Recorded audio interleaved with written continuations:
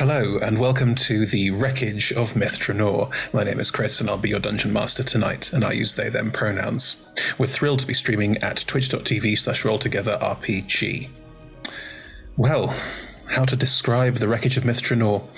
It's a love letter to computer RPGs of my childhood, including the Baldur's Gate series, the Pool of Radiance series, Neverwinter Nights, taking a specific location from Pool of Radiance and then putting a modern spin on it. So the ancient elven city of Drannor has been lost to time many a time, and is so once again. And a group of unlikely heroes in this case will be heading there to try and uncover more secrets. I hope you enjoy the adventure. For those who are new to Dungeons & Dragons, everyone here is playing a fantasy character in a fantasy universe. They all have their own unique character sheets in front of them, which tell them who they are, what they can do, their deepest, darkest secrets, and what dice to roll. They'll mostly be rolling a 20-sided dice, and you should be seeing a little number ticker up here in the corner when they do. 20s are good, 1s are bad, everything in between is on a scale, so feel free to boo and or cheer depending on what's happening in the story. And while they play their characters, I, the Dungeon Master, will play literally everything else.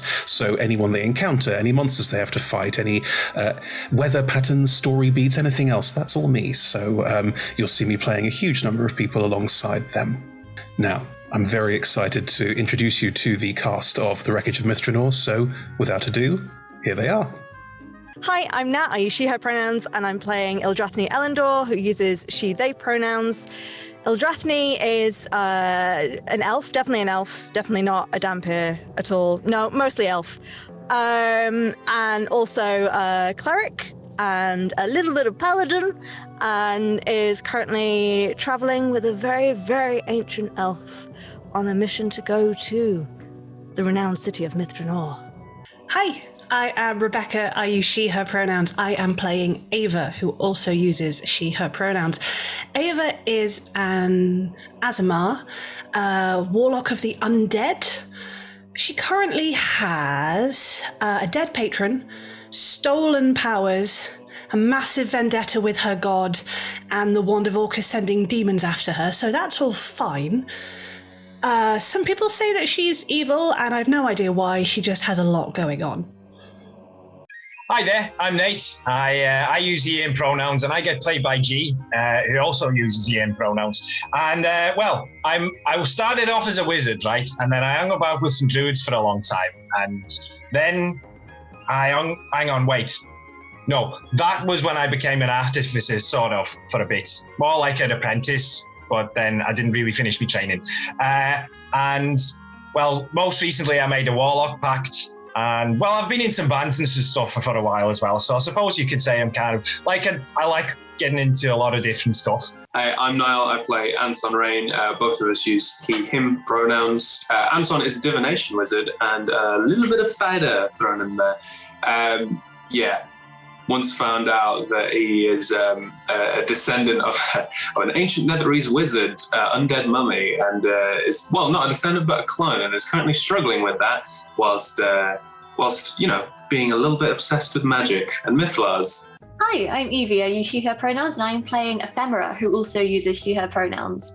Ephemera is a reborn druid of spores, and being reborn was killed, sacrificed to orcas at some point in the past, and through a wacky series of events is now traveling with her good pal Ava, totally not a terrifying angel person, with a wand of orcas being chased by demons. Life decisions have been made. Don't know if they're good. And there are all of our lovely players. Before we dive too deep into the story, a couple more AOB to go through. First, a word from our sponsors. We are delighted to be sponsored by HeroForge. HeroForge offers fully customizable tabletop minis with dozens of fantasy species and thousands of parts to choose from. You can see all of the minis that we designed for this stream in the overlay, and they animate when we enter the combat, so look out for that. HeroForge are fantastic, so do check out the Pro membership where you can get premium access to features ahead of time, and beta access to things, and all sorts of cool stuff that just makes your life a lot easier. And you can check them out at heroforge.com. We are delighted to be sponsored by Ultra Pro. They make accessories for D&D, Magic the Gathering, and more. My favourite part of their collection are their figurines of adorable power. Here is their gazer. They also make other things such as deck boxes if you play Magic the Gathering. You can find all of Ultra Pro stuff at ultrapro.com. Hey friends, check out our new sponsor, Phoenix Dice, for a carefully curated menagerie of click-clack math rocks for your delectation. Check out their entire selection at phoenixdice.com, and just so you know, Phoenix Dice are all about living gloriously in the worlds of tabletop games and sustainably in this one, which means their dice are working to be recycled, their packaging is recycled, the dice are made of sustainable materials. It's all great stuff. You should definitely get involved. You can also join us today in chat with a chance to be in a raffle and win some Phoenix Dice of your own. Just put !dice into chat and you'll be in with a chance to win. We are proud to be sponsored by Alchemy RPG.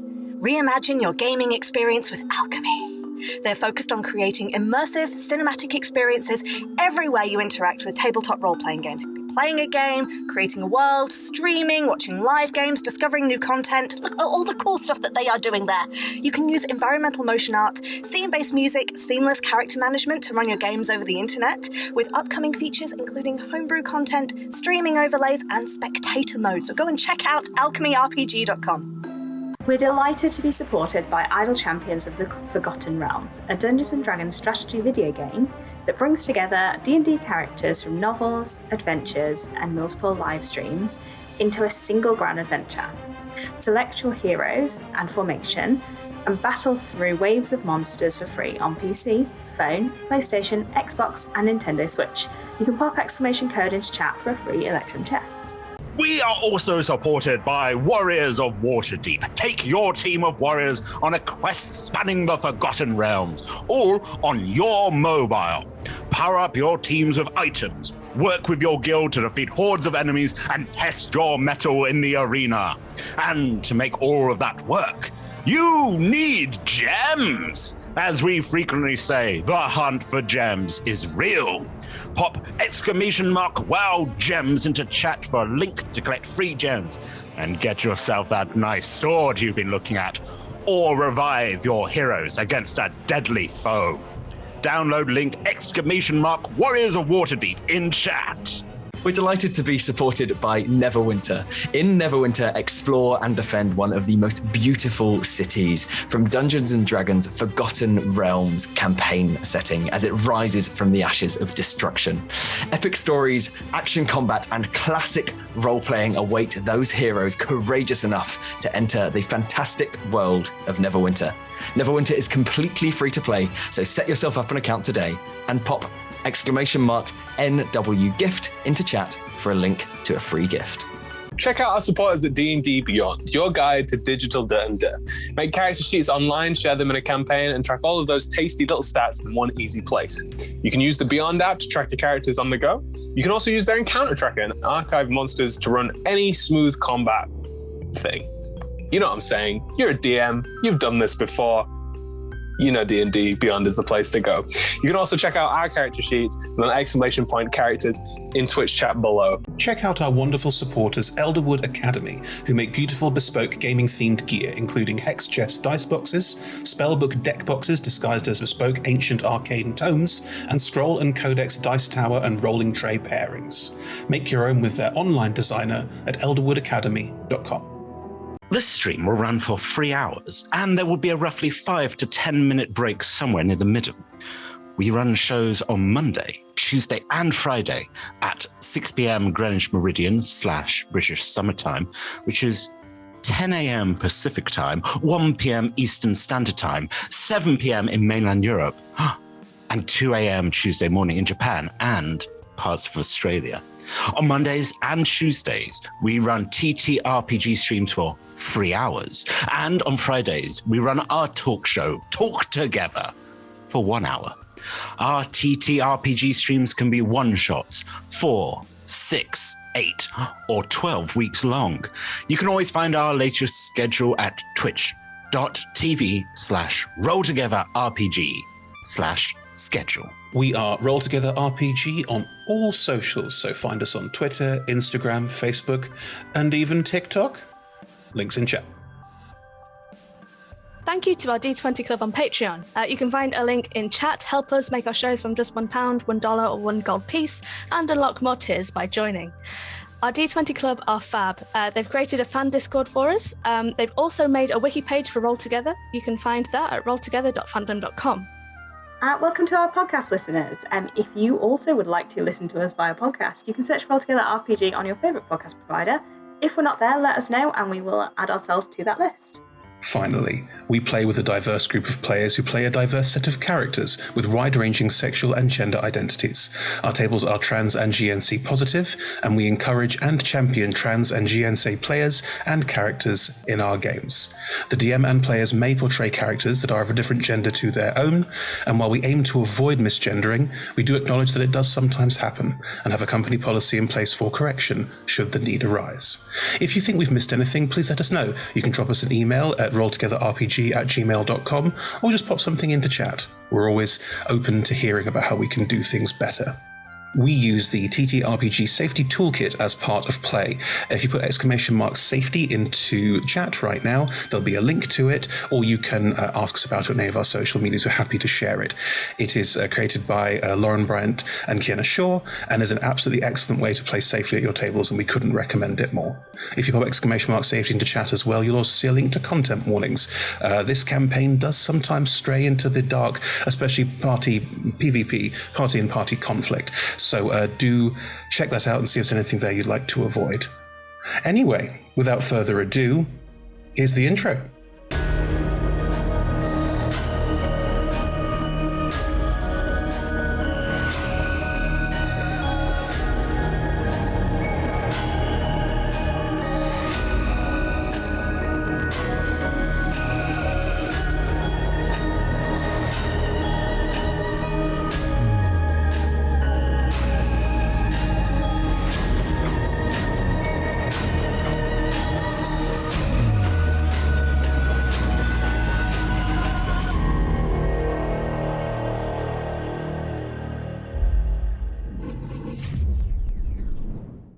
Hello everyone, welcome to episode 8 of the Wreckage of Drannor. How's everyone doing on, I believe it's the hottest day of the year, correct me if I'm wrong?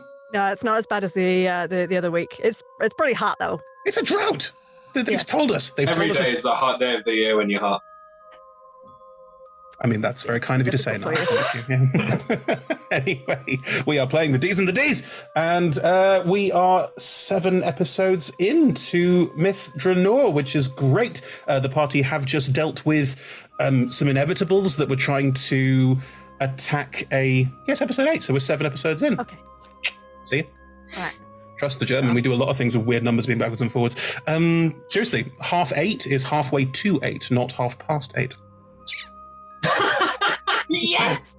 Sure, I love that. Sure. Yeah, it's important. I don't know why. Oh, that's so cool. I'm going to start saying that now. We're halfway to 8. I love that. It's not 7:30. We're halfway to 8. And I'm nobody will know it. Anyway. Yes.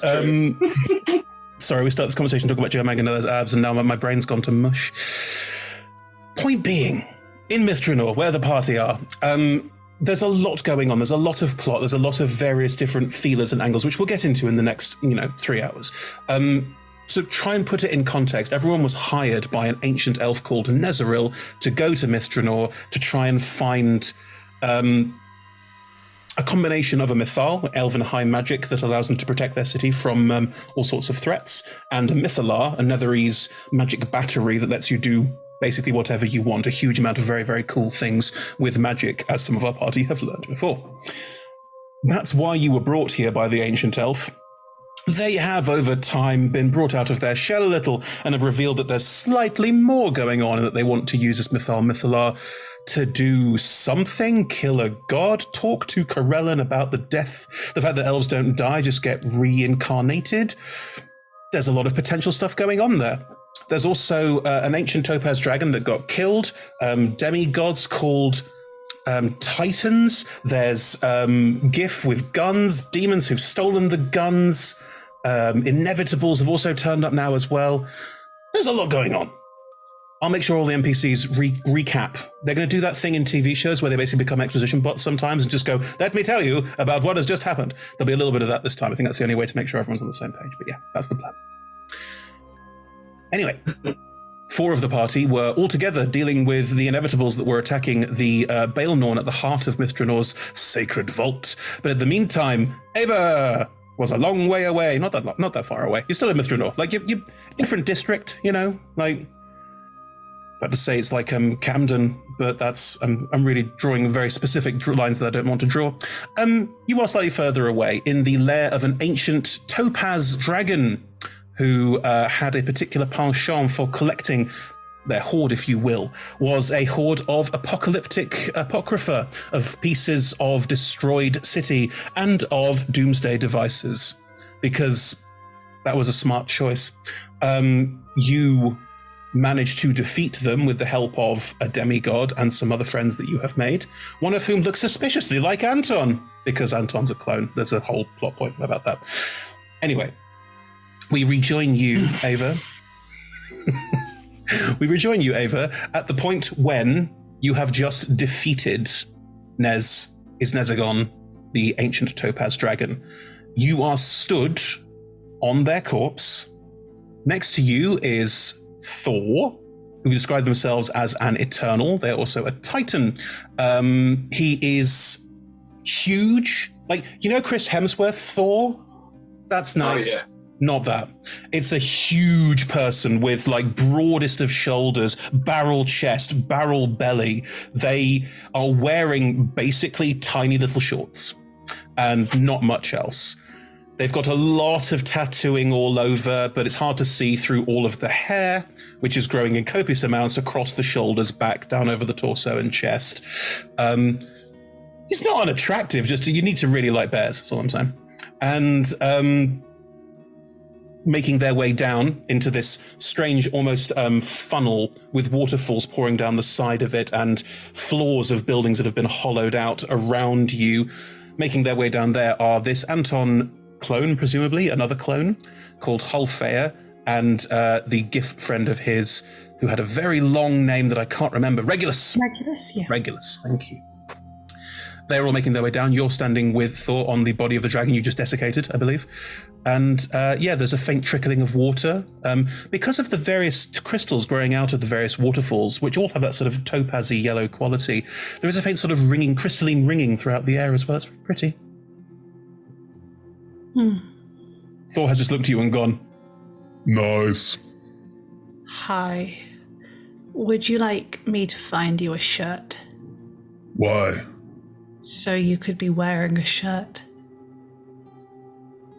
I mean, I could go find one if you really need me to wear one. Hang on. No, you do. You just wondered if you wanted it. Okay.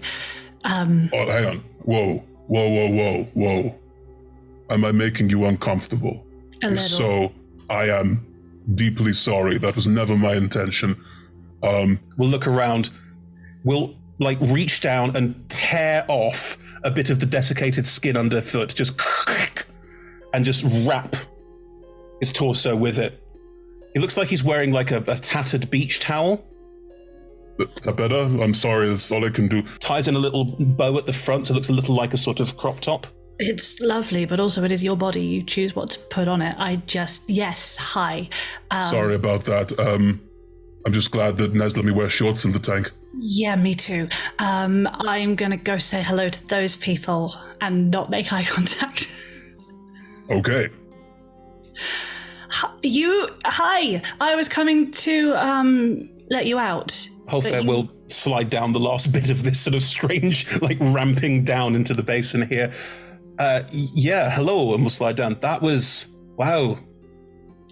No, I don't know what happened, but suddenly all of the anti-magic things winked, briefly, not long, but it was long enough for us to, I managed, they had a ring that I managed to break, and that was controlling the anti-magic things.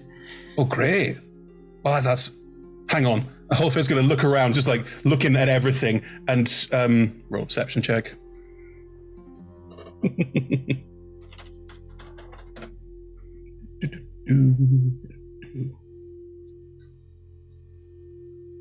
They look completely distracted. Are you all right? Sorry. I'm really sorry. You will be if you do that again. No. Words? Use your words.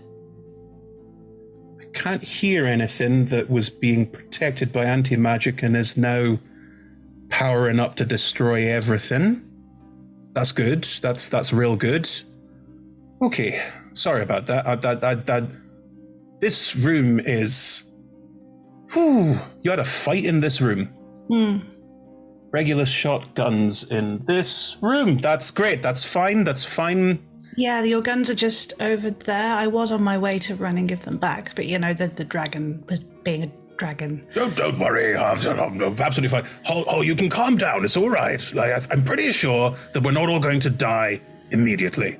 Right. And Holfair is clearly... Roll me an insight check. Ooh, my passive is 19. If you roll below 19, you can keep 19. I didn't. I rolled a 25. There we go. Holfair's clearly... The fear that's coming through is not causing him to behave very well. There is a certain amount of scatterbrainedness and not quite sure of what's going on. You get the sense that this is a room full of things that if you potentially knew what all of them were, you might be as terrified as he is. Can I cantrip? Sure. Chill touch, but no damage, literally just to have like a cold finger on the back of his... Look, I know that chill touch is called chill touch, but it's necrotic damage. Yes, but can I make it different? Otherwise I will just pour water on him. Do you have prestidigitation? No. No. What are your cantrips? Kill. I have a lot of them. I have Chill Touch, Eldritch Blast, Light, Lightning, Lure, Mage Hand, Message, Mind Silver, and Minor Illusion.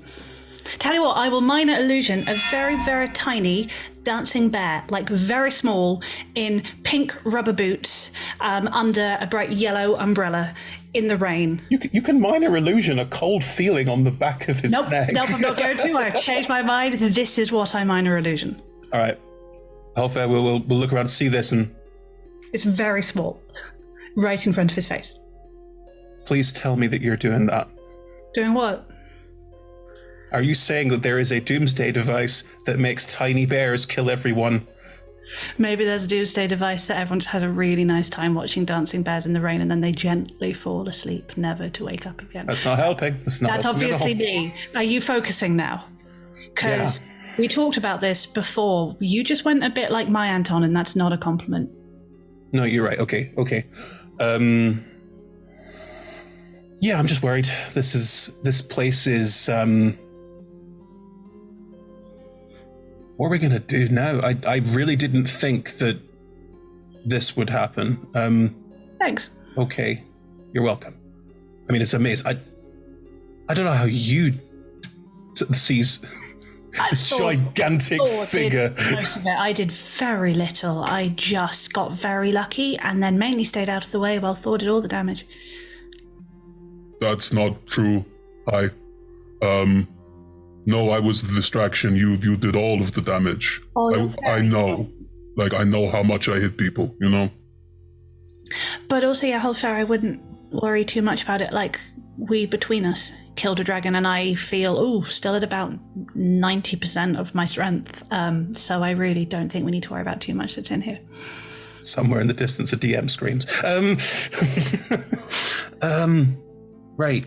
What are we gonna do? Because... Right. Yeah. A couple of things. I need to find my friend and see if she is being held hostage by the people I came with, because I cannot think why else she wouldn't have come here. I also need to deal with, the man with your face who deliberately betrayed me to make his life easier. That is going to have to happen. Okay. This gestures to the wand of all because I've got this back, and the point was to leave this here safe so that no one could ever hurt anyone with it. So I do still want to do that. And I came here with a rather spectacularly ancient and wise elf who seems to be able to plan something rather miraculous if they get their way. So there's lots of things I want to do, but also you said there's something here that if reunited with something else could destroy the world, so maybe that should be a priority. Oh, and also here there's a lot of powerful things that we should maybe have a look at and take some to protect them from other people who might not use them for good. There were a couple of white lies in there, weren't there, Rebecca? No, well, it depends what you call a white lie. It was all true. It wasn't the whole truth. Interesting. Can you roll me a persuasion check? I'm walking that line so carefully. I know, I don't want to be cruel. Roll me a persuasion check. It's less about are you telling the truth and more about your priorities. Well, I am being overall deceitful in terms of what I want and would how I am. Would you prefer to use deception over persuasion? I mean, I would because my modifier is double. Yeah, then make it deception. I think that's only fair. I was trying to avoid making it deception, but if that's what you want, then by all means. I rolled an 18 for 28, please, Chris. Don't think there's anything that they can do about that. Not without any kind of worry. Right, okay, well, let's be practical. Regulus? Yup, just getting the ring, hang on. Would you mind awfully helping? Yeah, no problem.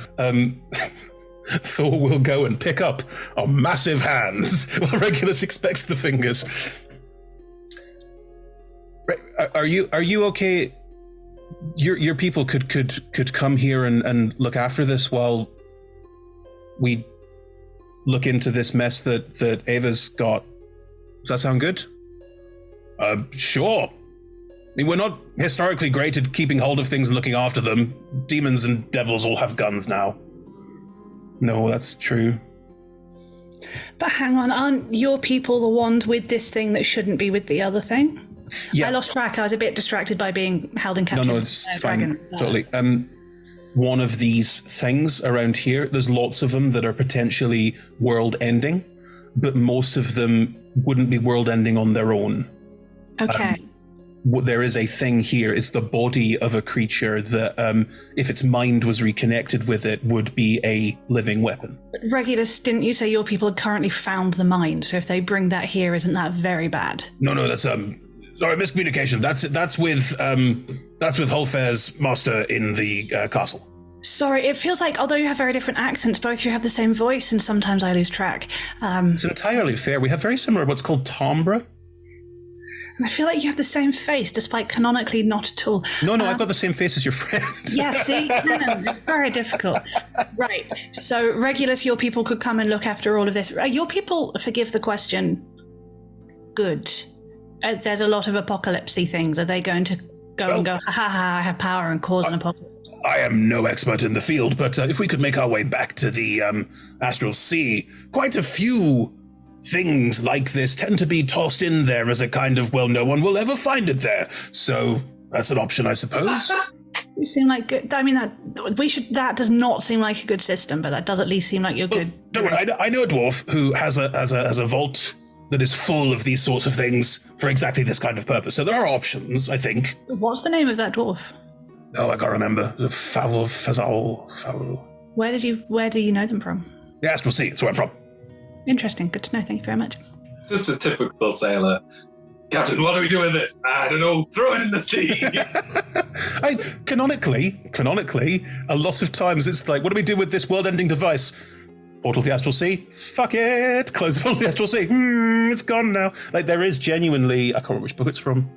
It's from like a 2nd edition book of Planescape, I think. There is a vault that's like a couple of dwarven brothers like collect all the stuff and go, this shouldn't be floating around, and just put it all in this massive vault they look after. That is a thing. Well, does that sound like a plan then? Regulus' people come here and sort of start doing some cataloguing and some locking down. You and I maybe take some things to keep us alive and keep the people we love safe and go find what... Why do you want to come? I mean, I would appreciate, obviously, the company and the support. I am a little afraid, to be honest, of some of the people that I have been traveling with. I would like a friend, but I don't want you to have to come. It might not be safe. Number one, you helped me. I asked you for help and you helped me. Now I have to help you. That's just what you do. Two, you're going. Where are your friends? Are they? I assume you said they were heading for the castle, right? I believe so, but again, I need to go there too. Probably is true at this point. I need to go there too. That's where I'd go anyway. So in a way, I'm going with you to do a thing I would do anyway. So that's fine.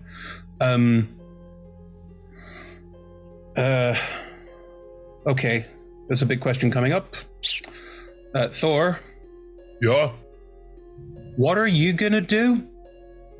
Who are you? Yep, that scans.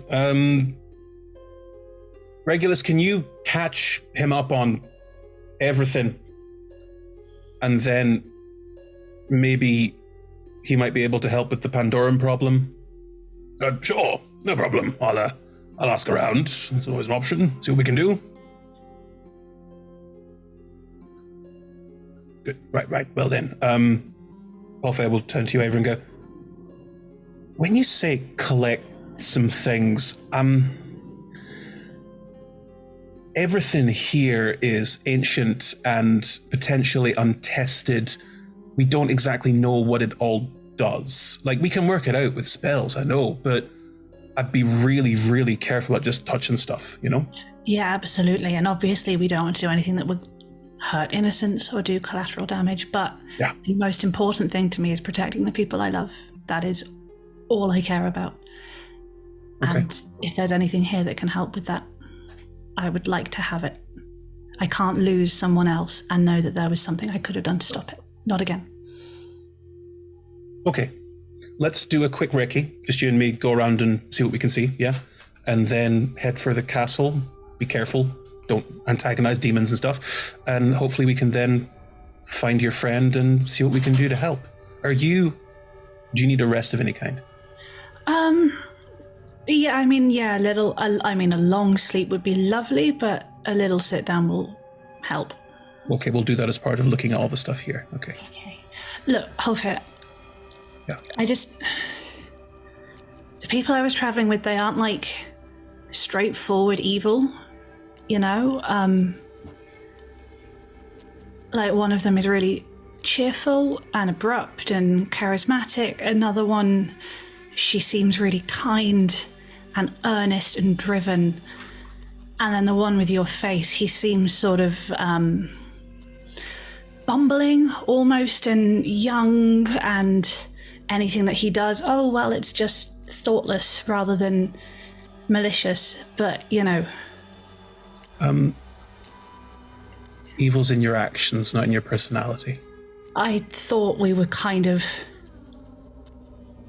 unlikely companions who weren't ever going to be the best of friends, but were working towards a common purpose. And then I watched him turn around and stab me in the back, and I think he thinks I'm dead. I think he hopes I'm dead. And the others did nothing to stop him. And I don't blame my friend at all. She is young and she is easily led. And they will have, I just hope they haven't hurt her, because I know she'd have tried anything possible to come after me. They can see, they can twist things and they make it seem like and like I have done stuff I'm not proud of, but I protect the people that are my people. I would never do what they did. And I'm scared that if you come, they will do their thing and they will twist things around and they will make you believe them instead of me, and I'll lose another person.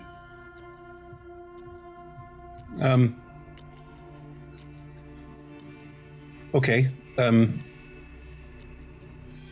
Ava, we met like 4 hours ago. And you are the second person I have met in the last 2 years who hasn't decided that things about me and that I am this and that and the other, and that I'm probably not worth anything, or certainly not good. You are the second person in 2 years, so I know it's been 4 hours, but sorry, I'm counting you. That's fine. I don't know these people. I'm not interested in like getting into some kind of fight with these people. No. I want to go get your friend and get out and speak to the Baelnorn about the world-ending problem. Like, that's my goal here, and if they turn up and are giving it all that, fine. okay, like, I'm not going to suddenly get involved. That's fine. I do not want a new best friend. Ephemera would kill you if I tried. But they lie and they get in your head and they twist things, and I just am warning you, especially when one of them has your face. I mean, the way you've described it, it's like evil me.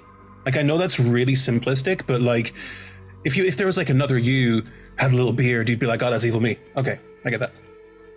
That's kind of how I'm feeling about it, you know? And I think you're right, but you'll look at him and be like, oh, he looks like sweet, bumbling idiot me. And then actually, yeah, he's like coward and a traitor. He's like younger me too, right? Yeah, I think he's young. He pretends to be wise, but also pretends to be naive, depending on what suits him. I'll probably also be a little bit annoyed that he's younger. That's just a thing, you know? Well, hopefully some time with me will age him up nice and quickly. Anyway, should we... Let's go look for things that won't end the world, but will hurt a lot of bad people. Yeah, okay.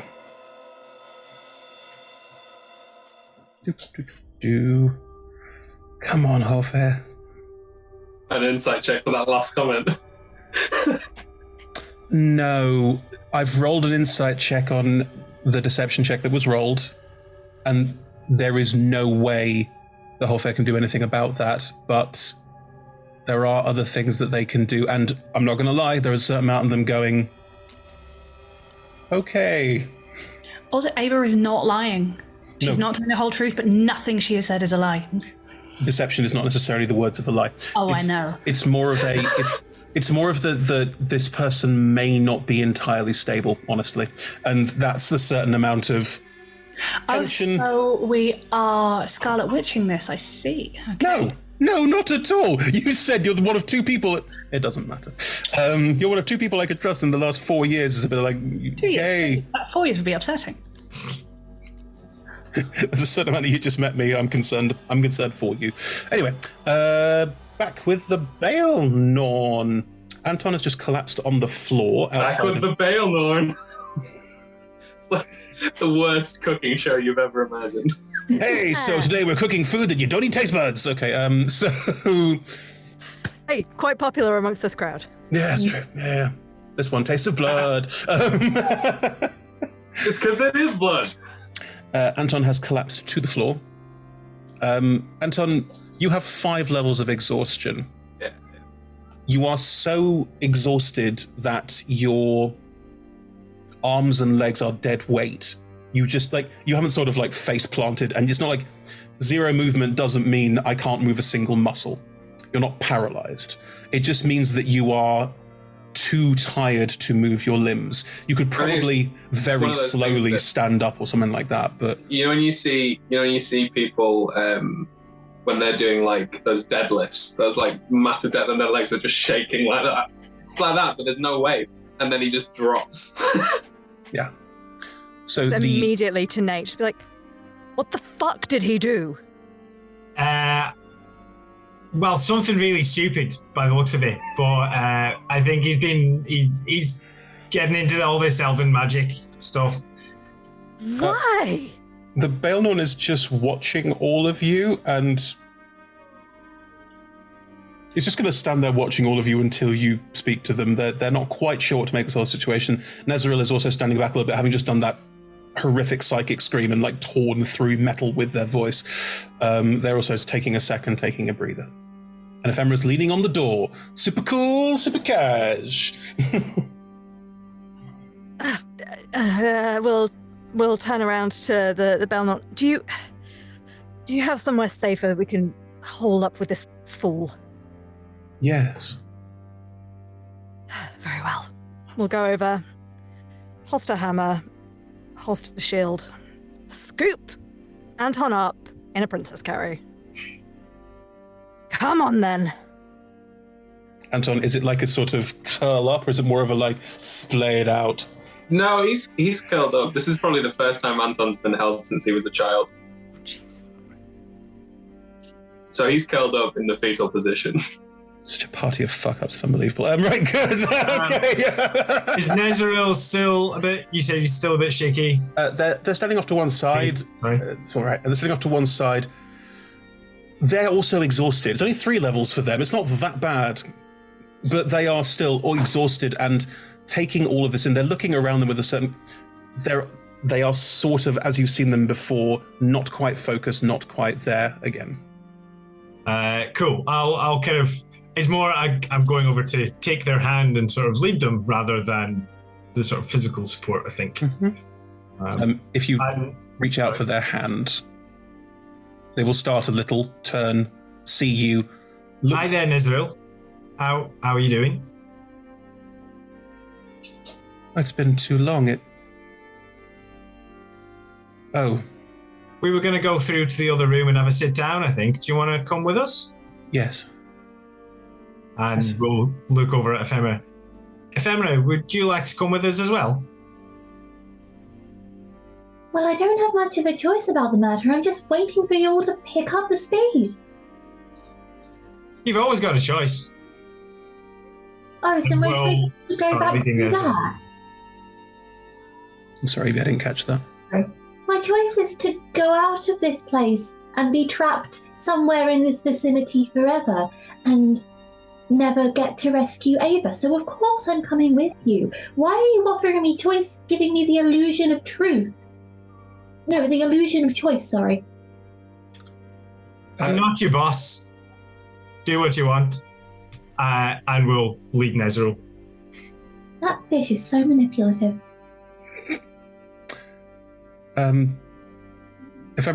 If you turn around, the Baelnorn is just staring at you. Hello. Hello. What's your name?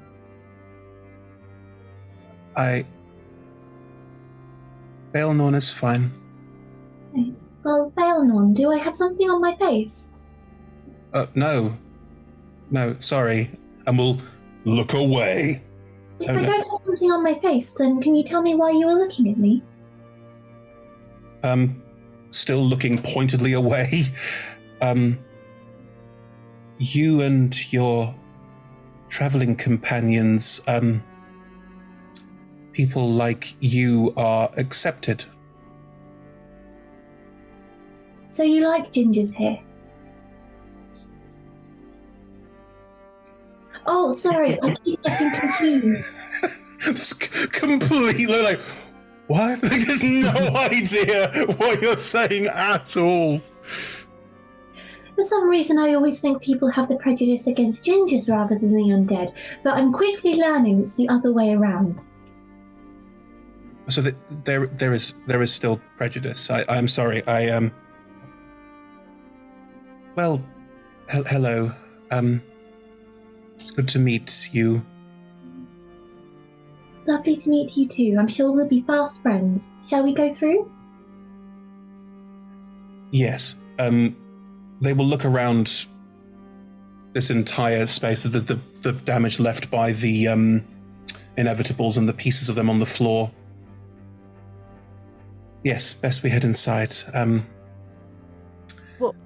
What did this room... Sorry to interrupt. What did this room look like before it was destroyed? What kind of a room did it look like? Are you asking me as the DM or are you asking the villain? Yes, as a DM. Nice. It has the looks of some kind of like antechamber to some kind of place of significant importance. Not a space of like, this space was beautiful. No, it probably had some sort of like basic, nice carving, nice look, nice design, but this was clearly the antechamber. This was the space before the space, like the last line of defense, if you will. Sure. They will move towards the door and place a hand upon it and look to you, Ildrathni. You,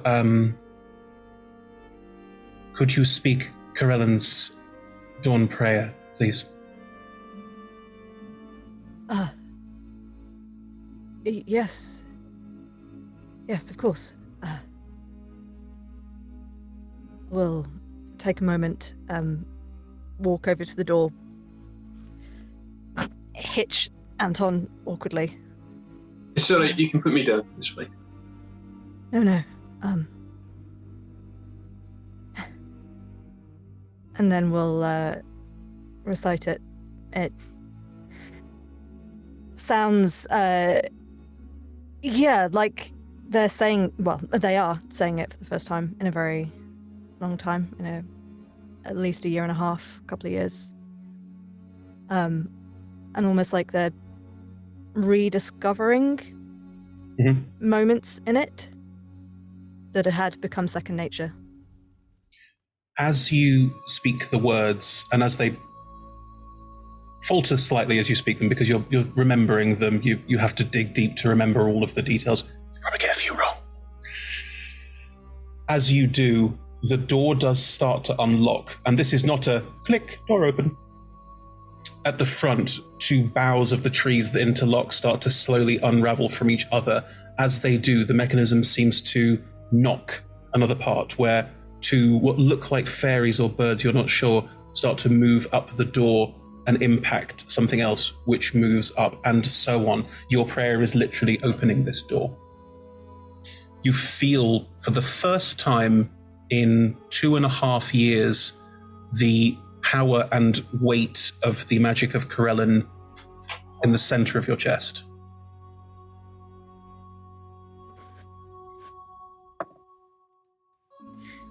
I nearly drop Anton. And then, sorry, excuse me. Sorry. Don't worry. That's pretty cool. We'll just look at the Baelnorn to see if they have any reaction.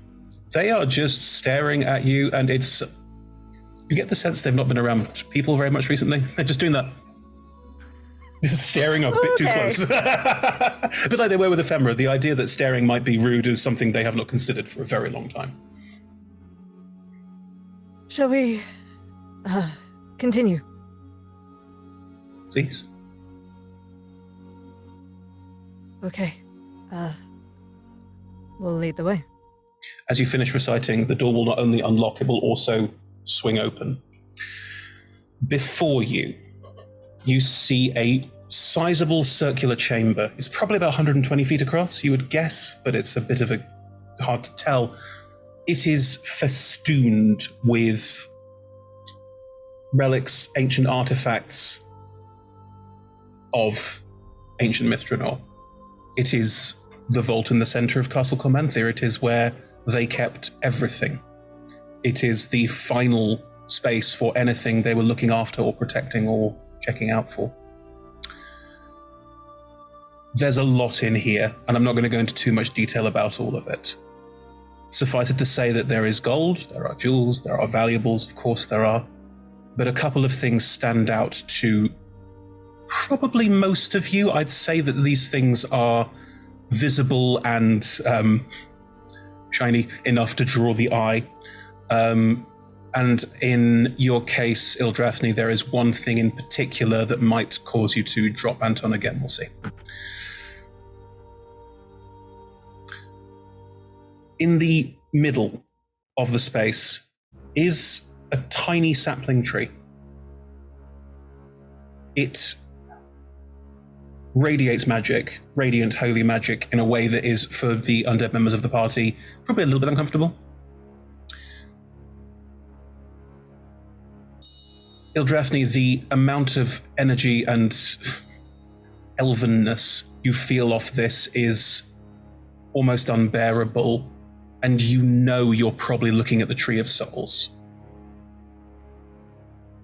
The Tree of Souls, for the elves, is a way to move between this plane and the elven heavens.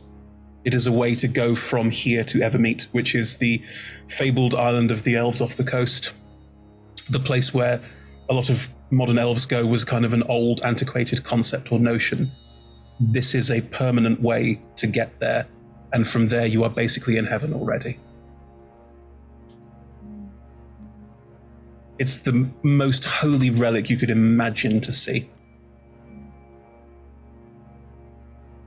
Carefully and gently put Anton down. Sit him down, but kind of in that distracted way, and just sort of can't get too close to it, but that sort of half step and that feeling of like, oh lordy, that's a lot. the Baelnorn who is standing next to you will just... It's incredible, isn't it? Yes. And you've protected it all this time. Yes. Baelnorns are made with a purpose. Yes. This is now my purpose. Well, just for a second, because there was a lot going on in the previous room and Anton needed help, and we'll just actually take the Baelnorn in for a second. They are undead, obviously. The eyes are still there, but sunken. The skin is stretched very, very tight over the skull. Where there is cartilage, nose, ears, the cartilage is still there, and the skin is still stretched over it, but it does look like someone who's had way too many facelifts. It is like a face stretched into nothingness, because that is all that there is at this point. Where you can see the skin below their neck, it does seem like this skeletal look appears overall, but they are wearing very voluminous robes that look religious, that look ceremonial to a certain extent. They don't wear shoes or anything on their hands, which are nearly skeletal in all cases. They have a sort of... There's a very childlike expression to them, almost. There's a look of wonder and quietude about them that is quite calming, just in sheer process of being there. What they don't look is powerful. Mm-hmm. You'll forgive me for staring. It's a funny thing. Growing up, my parents would tell me stories about the Baelnorns, as if you were fantasy. Legends. He's staring a bad thing. Yes, quite often. Okay. I was staring at your friend earlier. Yes, she was not a fan. No, I got that. Okay. I thought it might be an undead thing, you see. If you need to ask her questions, I'm sure she'd be No, just I think it's a longer conversation to be had, honestly. While the Baelnorn and Eldrathni are having this conversation, Anton, from where you're sitting, you may have noticed something. No, your passive perception is the lowest of the parties. You have noticed nothing. I was going to say, I think Anton is actually quite actively undressing his armor. It's probably way too heavy for him right now, and he's probably just like sat slowly peeling off his buckles. All I got was I'm just probably just undressing. Went okay, okay. Just in the corner going. I think holy relic to the point of delirious and wants to get naked. Oh look, it's a holy relic. It must see my bare ass. Yeah, I think Anton's just getting in the nude. It's a shame Thor's not here. Thor has a bare ass. Wait, no, you said Thor was wearing shorts. Are they booty shorts? No, he has a bare ass. I see. Oh, right. Oh, okay. Sorry, bare in the gay sense. Right, sure. Anyway, Anton notices nothing and is taking his clothes off, and that's fine. Ephemera and Nate, I think both of you would see this because you both have relatively high passive perceptions and are generally quite observant. This space is not sealed. It is not perfect. There are these black lumps of Netherese city. They look like they were almost like meteors struck as they came in because they are like pebbles. And they look almost completely like smoothed off all the edges, but you can see there are some small holes in the ceiling and rents. This place is not like perfect anymore.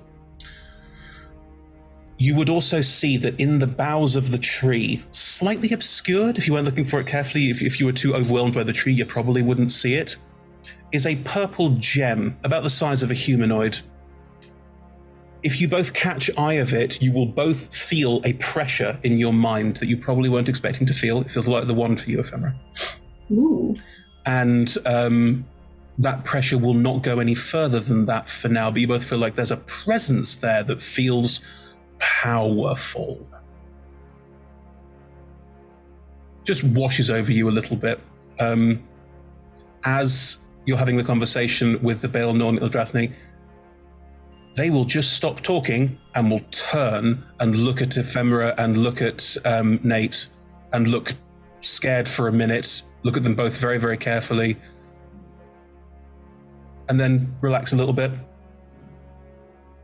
Nate will look over at Ephemera and just go, "Yeah, I didn't like that." No. Excuse me, I'm just going to go and talk to the tree. Is that cool with you? I understand it's some sort of holy sapling? It's the holy sapling. Please be respectful. And this is a stage whisper. They probably think they're being really quiet. Don't talk to the gem. Oh, okay. I'll try not to. Don't even acknowledge that it's there. Didn't you just acknowledge that it's there? Well, I don't think it understands common. I think we're okay. Oh, right. Your secret's safe with me. Oh, they're going to attempt to wink, and it's a blink. Oh, hon. Oh. Cutie. I'd like to go over and cast Speak with Plants on the holy tree. Okay. This is why I have this spell. It's my favorite. All right. What does the god tree sound like, Chris? Harry chuckle. That is a reference that no one outside of the UK is going to get.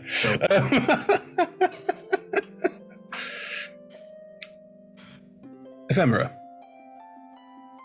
as you reach out to cast Speak with Plants on the tree, as the spell starts to take hold on the tree, you will feel a pressure in your mind, not like the one you just did. The one you just did was overbearing, overwhelming, like something just rolled over your mind is the feeling I can give you of that one. This one is more like there's just a figure there going, it's a figure with a raised hand. It's up to you if you want to proceed. It's not going to stop you. I mean, does it feel malevolent? No. No. It's like someone very kindly and politely going, you shouldn't be here. Sorry, I thought it was like a teacher, can I speak? Kind of raised hand. Oh no, sorry, that was very much that's someone saying this room isn't meant for you. That doesn't mean that you can't enter the room, but is that someone trying to ward you off politely? More like a, you shall not pass, please. It's not even a you shall not pass, please. It's more of someone going, this room's for elves. Like it's not like you can. We're not saying you can't come in, but this room's for elves. Like it's that sort of like I don't understand what you want is basically what you're getting before that you even get a chance to talk to the tree. I would like to try and project friendly curiosity and see if. Oh sure. Oh no, this is great. Hang on. And a sense of peacefulness. Yeah. Angry little reborn. With a poof, there's a rabbit in front of you. Small rabbit. Hello, friend. The rest of us see the rabbit as well? No, you see Ephemera gazing at the tree. Everything's clearly fine. She went to talk to the tree, so yeah. I'd like to put out my hand and just be like, hello there. Voodoo, take a couple steps forward towards you. Voodoo. How are you doing? Gets a couple steps closer. May I give you a scratch?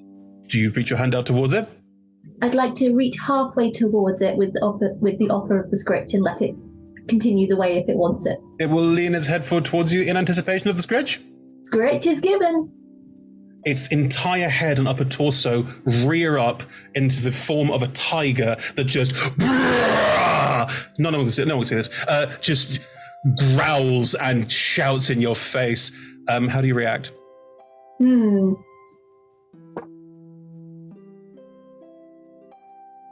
That's a bit rude. The tiger will start laughing and will then fall over backwards as it morphs into a rather short elf who is just...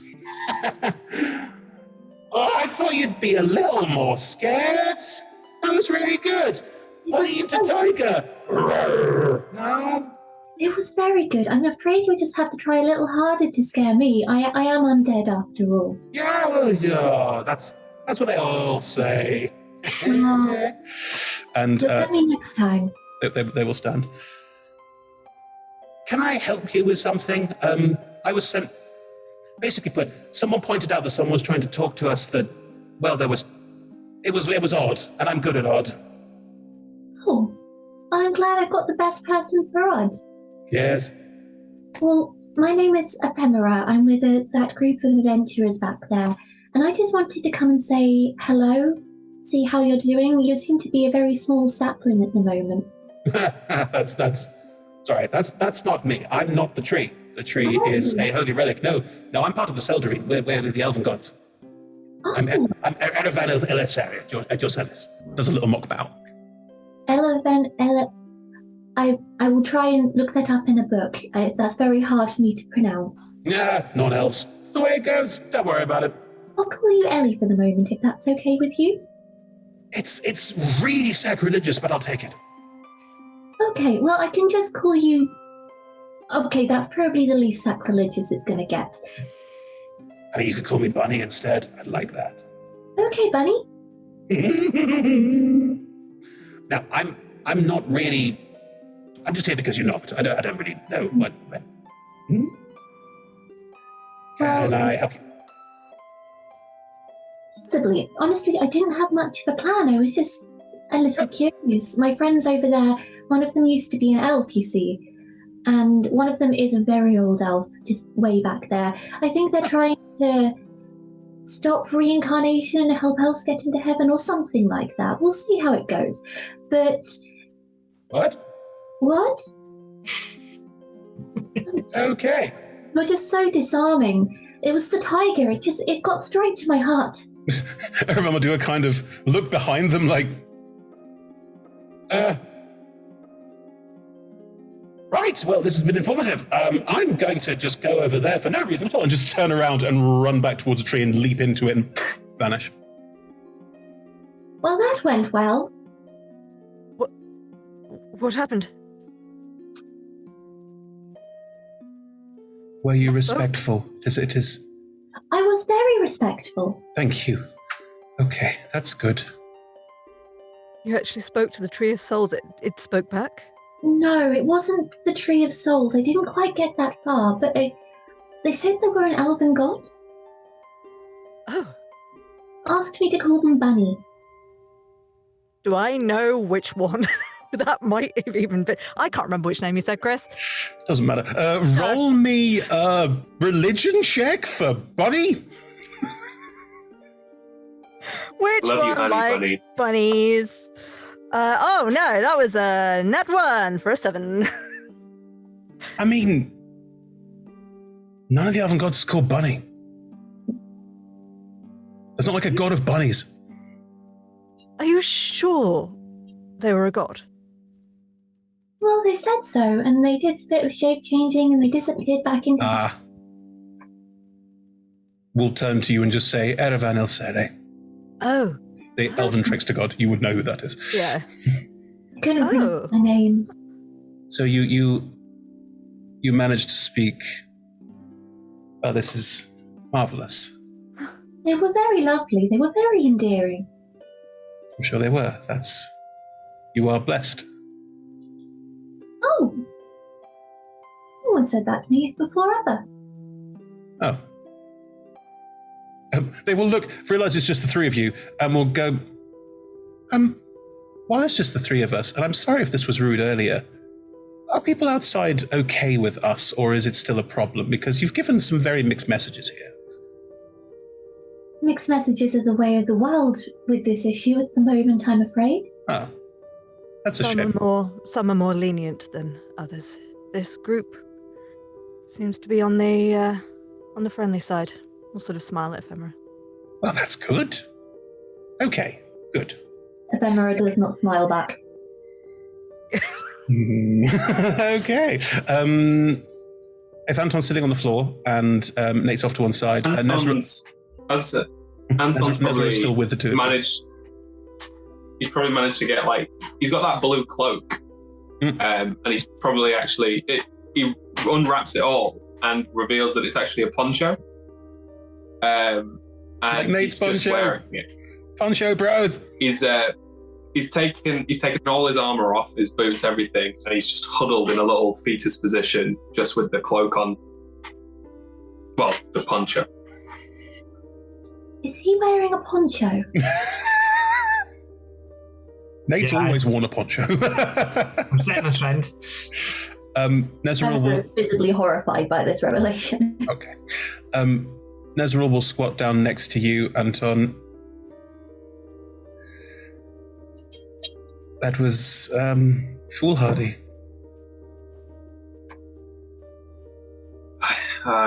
It was beautiful. It was quiet, silent. Look, there's a chance that with training you'll be able to do more, but you need to be careful. We'll lose you. But, you didn't really give me the best guidebook on this, and I thought I didn't think you were going to try doing it now. Anton smiles with his eyes closed, and he's like, I tend to surprise people. Nate, are you nearby? Yeah. Yes, I am. Anton's eyes are closed. The look on Nezeril's face is not... Ooh. Roll me an insight check.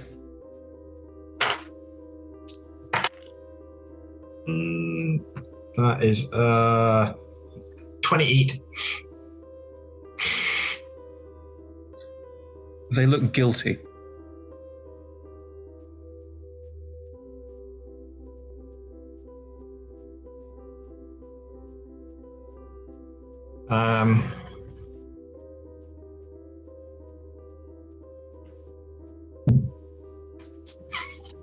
Just trying to think if they would actually say anything in this moment.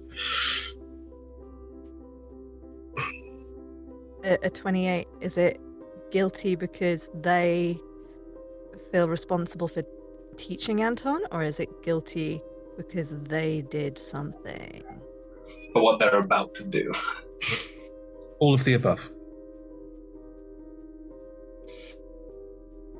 Okay.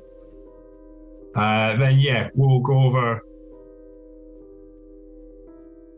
Anton, I gotta be honest, mate. That's the way you're talking has me a bit worried. What do you mean? Well, you're more interested in doing something magical and beautiful, as you put it, and that's amazing, but you're more interested in that than your own health. Anton probably opens his eyes a little, looks up at Nate because he's just laid on the floor.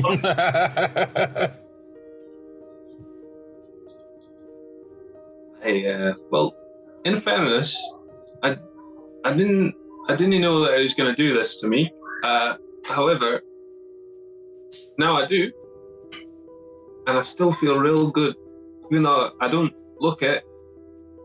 And he looks at you and he smiles and he goes, "It was quiet for how long? It's back now, but it was quiet." Yeah, that's what worries me. Well, the quiet. No, that was good. but I don't think I'll be doing it again. And he sort of like shuffles himself up to sit up. I hope not. I need, like, Nate will put a hand on Anton's shoulder.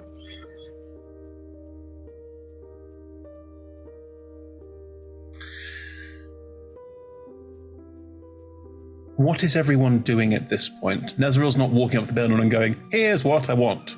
Because they're not. Would anyone else proffer any reason why they are there or try and talk to the Baelnorn about something? They don't appear to be fantastic at social graces, so they're not going to, like, open with, can I help you? They'll have no idea what to do. Spirits are standing there looking a bit awkward now. I think... Sorry.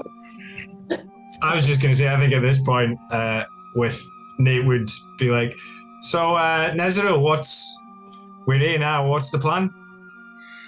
Yes. Evie, what were you going to do?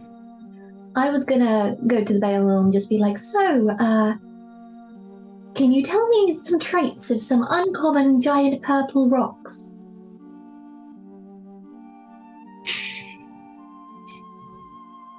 What? That's me as the DM, Evie, saying, what? There's a purple rock under the tree that the Baelnorn told me not to ask about. It's above the tree, it's in the boughs. Above, right, but the giant purple rock. Oh, I see. Okay. Understood. I now get what you mean. The Baelnorn probably didn't either. So we can have that conversation separately in a second. In that direction. Although I think if Nezeril now tries to speak to the Baelnorn, probably cut across it. Can we say that you have said that? The Baelnorn looks at you like, what? And then that is cut across by Nezeril clearing the throat. Yes.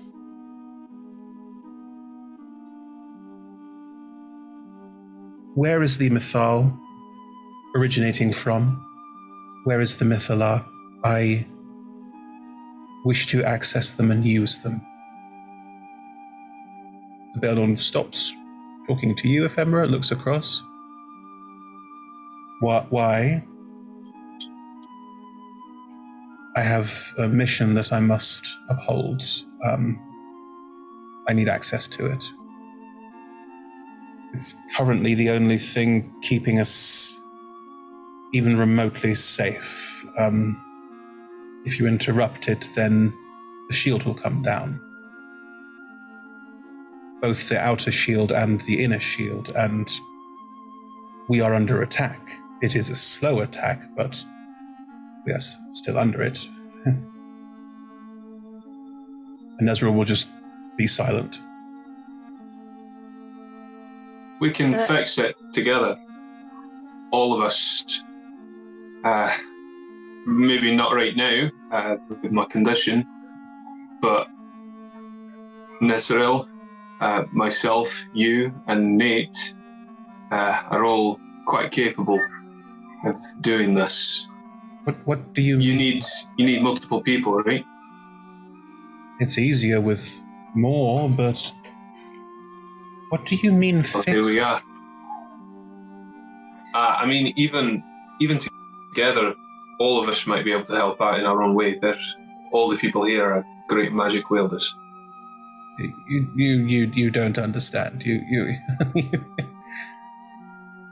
This is a war. You've walked into a war. Myself and Nate are the only two people that have used a Mythalar in the last 1,000 years. Wait, hang on, Anton. What's this war? What's going on? We've got here. We've found various people who all seem to be fighting us. So we've only run into a small contingent of elves. We've not seen any others. Where is your side? I am my side. I am all that's left. The others died. Sorry. They died doing what they were supposed to do. It's fine. This is what we do.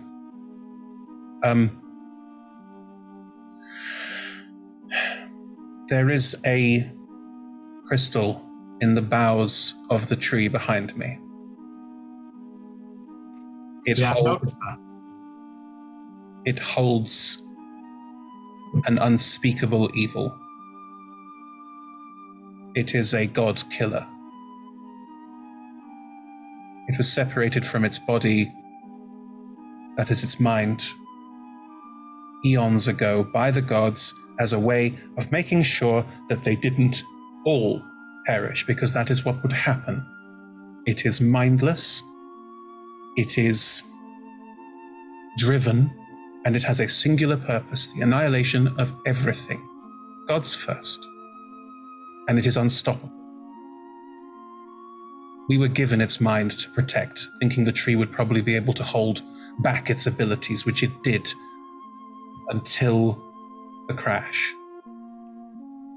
The crash damaged the crystal. Part of its mind got out, called to its body, called to those in control of its body, who were working with us on other things.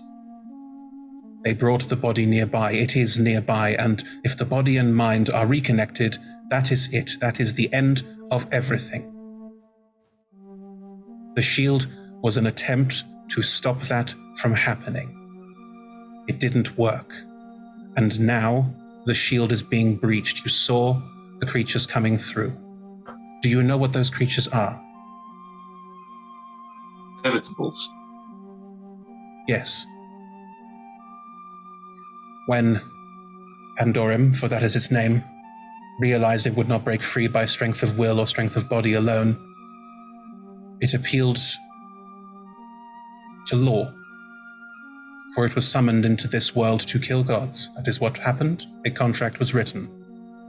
And now the plane of law wants that contract to be honored. Summoned by who? An ancient race called the Imascarans. I don't think they're around in your time. They were barely around when I was still allowed out 10 years ago. You would all have heard of Imascar. Imascar is the sort of progenitor race of a lot of the area like Thage, Center, the more eastern side of the Sea of Stars, and further into Faerun.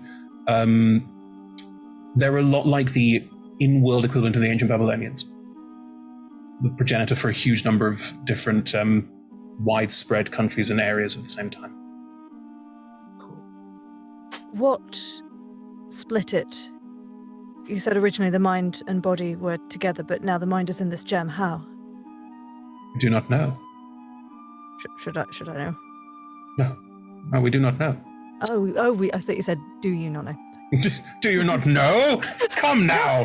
No, DM, I don't! No, you don't know. No one knows. Myth is that the gods all worked together, put aside their differences against a foe that was greater than all of them. So what you're trying to tell us is it's not impossible to stop. I'm not sure that's really the best lesson to be taken from that. Well, I just don't like to deal with absolutes when there's proof. Is there any way... If the Mythal and the Mythalar are used and the shield is dropped, then magic can be used more reliably. Signals can get in and out of the area again. Is there... If the shield dropped, those creatures outside, or ones like them, would appear here now. We just destroyed their last group of attackers. They are now creating soldiers that are more powerful. That is how they operate. If you defeat their agents, they create more powerful agents that are then sent out to you. Luckily, their breaking through the shield takes time. Destroying them bought time. If with shield drops now, we'll have no time. Could always banish them. They have the ability to travel the planes freely. Can they teleport? Yes, they can travel the planes freely. There's a look of like, what? Well, do they not have to ascend to a certain place when they plane travel? No. They can appear anywhere in any plane? Yes, apart from here. Because of the shield. That is why we did it. Well, there's potential for us being able to change that as well within the same minute of attuning. you are risking everything.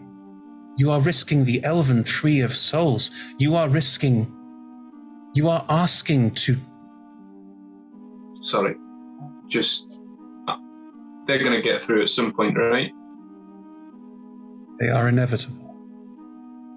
And there's only one of you, right? So, either in 100 years, when finally they create one powerful enough to beat you and kill all of us, then the world is destroyed. Or we take the weak ones now, we fix this problem once and for all, and if something goes wrong, the world's destroyed. The end is built into all things. It is admirable to delay it, but it will happen eventually. So, taking the risk, what are you really losing?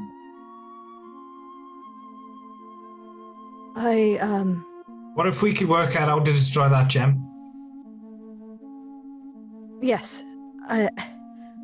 Previously... There's not a mind for the body, then the body's pretty useless, right? Nezeril, Anton, Nate, I suppose you might have said it as well. Previously you'd said that the power of the Mythal and the Mythalar combined, with those, anything could be possible. Nezeril from behind. Conceivably, yes. It has reality-altering properties. It would take all of us to do so. The Baelnorn's going to...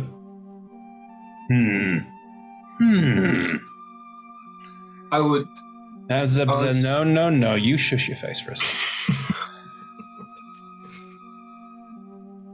Roll a dice. And another one.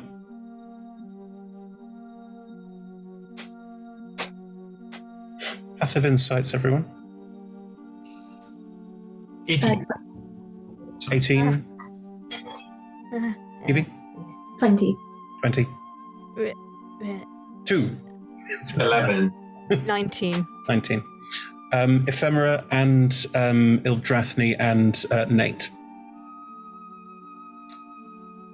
When Nezeril says that, they flash the Baelnorn a look, and the Baelnorn catches the look and shuts up. Says nothing. Just, not shuts down, just listens, but your insights are all high enough. They look a little bit horrified, but also they're not 100% about what you're suggesting, and this might solve that, so...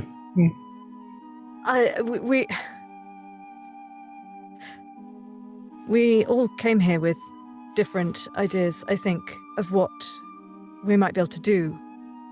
But it seems to me if you have this gem and... Anton is right. If there's the threat of it ending the world and the shield is getting weaker and weaker, and there's only you left, perhaps if there's a way to use the power of the Mythal and Mythalar together to destroy or stop the gem or destroy the body, if we knew where that was. I understand that the shield coming down is a problem and they would be able to get here instantly. It strikes me there's a spell I've not used in a long time.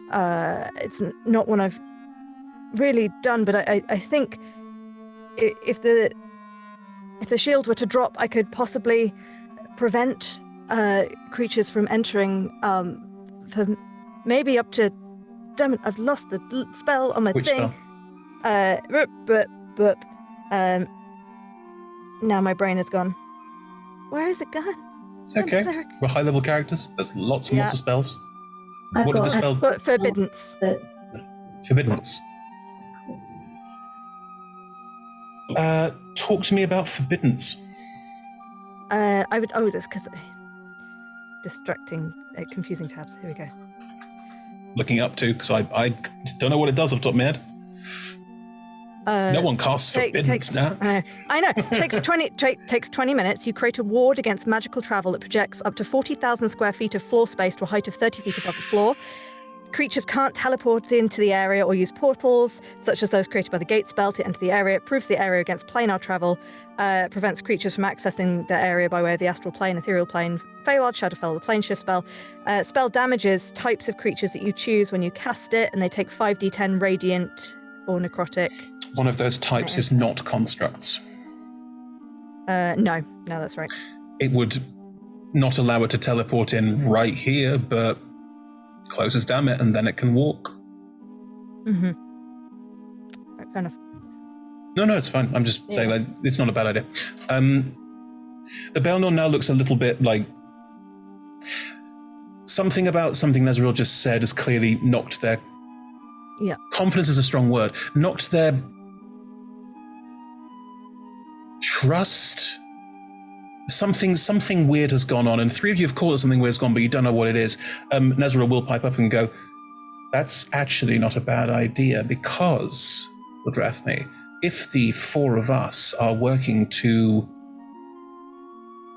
get the Mythal and Mythalar working together again and using its full potential, then you and Ephemera could be casting every spell that you know to ward this thing off for as long as possible. If the four of you are working to control the Mythal and the Mythalar together with your magic, who gets the final say on what happens? I think it's only right that our esteemed Baelnorn lead the ceremony, and the Baelnorn will not say a word. Look at the floor. How do I know that any of you will uphold your end of our bargain? This is the other question as well. How you are all much more intelligent and more researched than I. How many times do you think you could use power to this effect? How long would you be able to hold the power? Would we be able to go and ensure Ava's safety? If we made a list of all the things that we want to achieve and put it in a hierarchical order of how we want to achieve it, we can then do as much as we can, as fast as we can, and hopefully we'll reach everything. Can I insight check that? Sure. We'll also insight check that. Sure. Is 25. They genuinely think that making a hierarchical list is the best way to do it, and their thing's going to be at the top. That's their solution. Basically, I'm wondering, are they going to do their thing and then burn the rest of the list? No. Once they've done their thing, they could not care less. Like, not because they don't care about anything, but because the thing that they want to do to them is their only goal. The only thing they've ever really wanted to this extent. Everything else on that list would be a, why wouldn't I do it now? Because they're an arsehole. Sorry, Even arseholes have some level of credibility, and Nezreal's got credibility. That's not an issue. Okay. Do I get anything a little bit extra with a 29? Ooh. That guilt hasn't gone away, and that look they shared with the Baelnorn is clearly related to that, and probably why the Baelnorn looks like they've just swallowed a necrotic orb. Okay.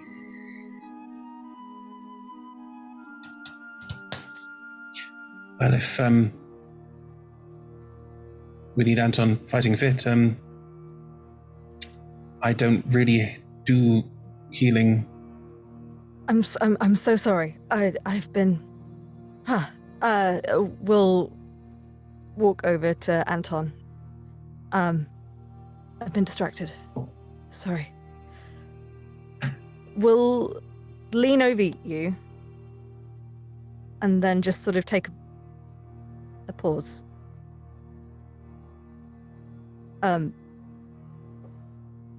Nate, you might see a bit of a flash in her eyes as she has got close.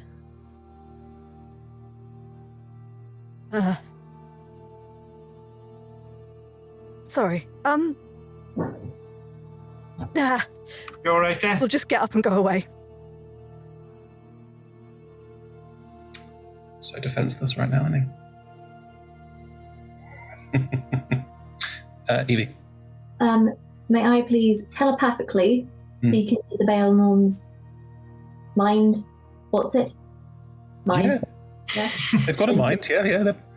Do they have a brain? It's a really interesting question, I'm not sure. But they've not got a mind.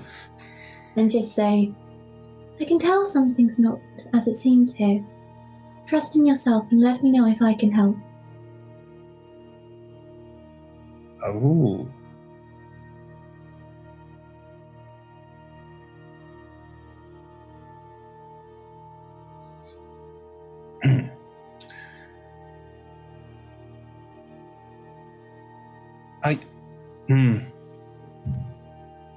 Can you respond telepathically?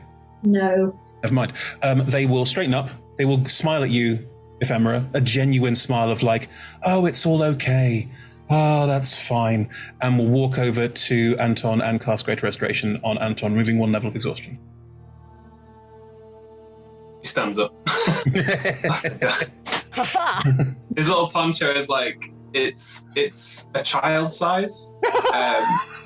So when he stands up, it's actually quite small on him. And he's like, he just sort of like brushes himself down. And does it like hang slightly above the knee? Probably like belt height, isn't it? Little Donald ducking it. Ildrathni, you alright? I'm fine. It's just the other side of the room, just leaning against a wall.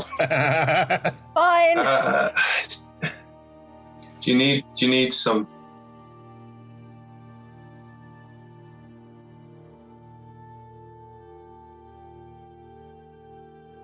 It's just sleeping in the presence of the sun tree is recuperative. You should be able to remove most of your exhaustion just by resting in this space.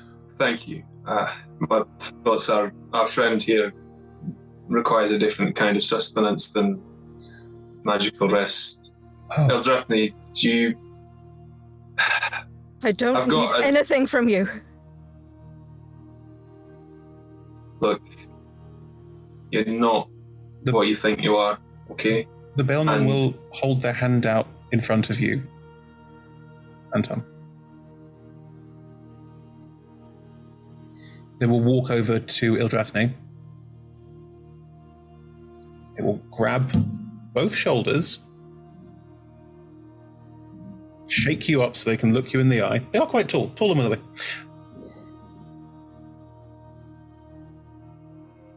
Slightly more vampiric look to their face. Mm-hmm.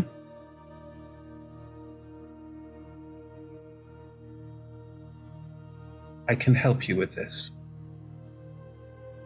If you want to be helped. Is this something that you want to keep?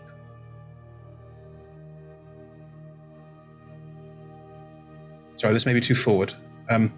Puts one hand down on their waist, really awkwardly. So have they got one on the waist and one up like that? So they're a teapot. They're trying so hard to relate to humans. Not humans, living people. I would very much not like to be a risk to my companions. Then we can use this time for your friends to rest and for us to fix this. Good. What do you mean? Ava.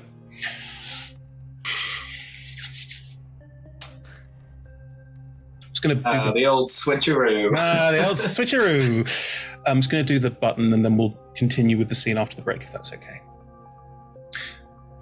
As you and Holfair move up around this space, because the hole in the ground, it is basically just a hole in the ground that's been curved out, creates almost like a bowl shape. And because it cuts through various floors of the house, as you've already seen from fighting in here, you get these like rooms with a bit of it cut out. And there's clearly walkways that go out of it and hallways, because like they used to be regular rooms, but quite a few of them have been caved in. This is meant to be a sort of viewing gallery. Thus, it is quite hard to traverse for people who can't fly. You're clearly fine, but you may need to help Holfair move around a bit. There's a bit of like, oh, let's go over there. And then you like lift Holfair up, and you're not very strong, so it takes quite a while. So yeah, this is a laborious process, is what I'm trying to give you. It also means... I took my potion of Hill Giant Strength and then didn't need it at all, so I am chunky for an hour. Oh, for an hour? Yep, 1 hour. What it does mean is that you will occasionally be moving of your own volition without Holfair and then going to collect him. At one point when you do this, you fly into another room. You've already looked at various artifacts and things and probably discarded some of them, probably gone, this can go on a list of things we might be useful if we take with us and stuff like that. As you land on this floor, you feel a weight in the pit of your stomach that's just instant dread.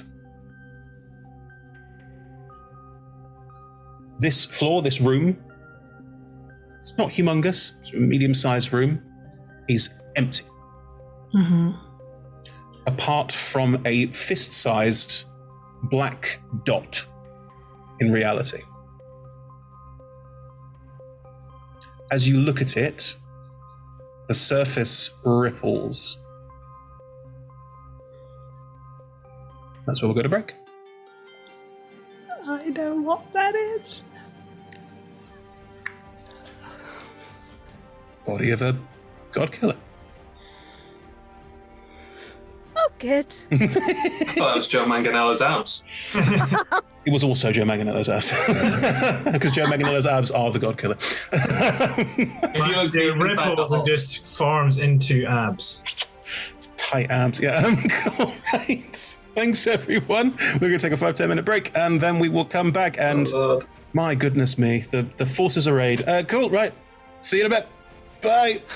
No.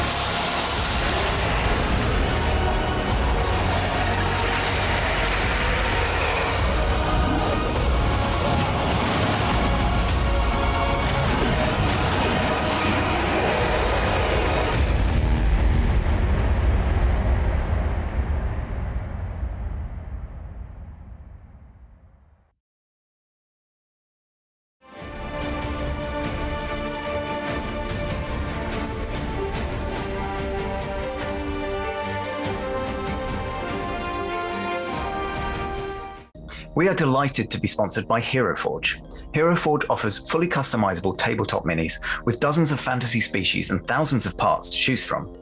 You can see all of the minis that we designed for this stream in the overlay, and they animate when we enter the combat, so look out for that.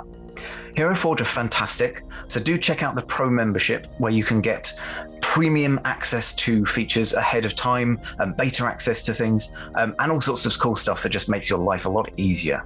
And you can check them out at heroforge.com.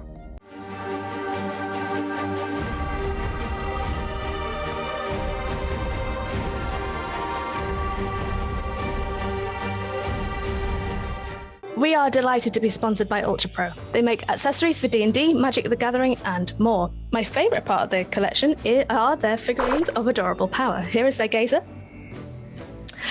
They also make other things such as deck boxes if you play Magic the Gathering. You can find all of Ultra Pro stuff at ultrapro.com.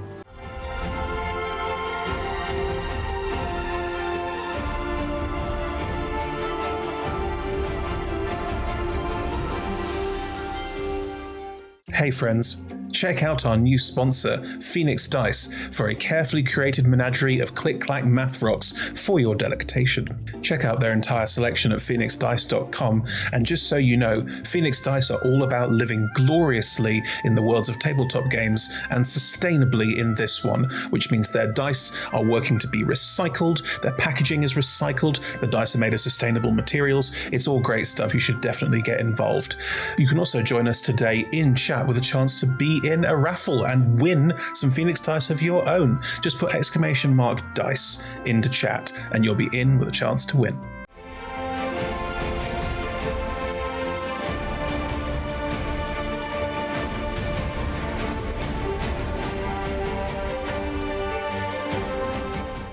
We are proud to be sponsored by Alchemy RPG. Reimagine your gaming experience with Alchemy.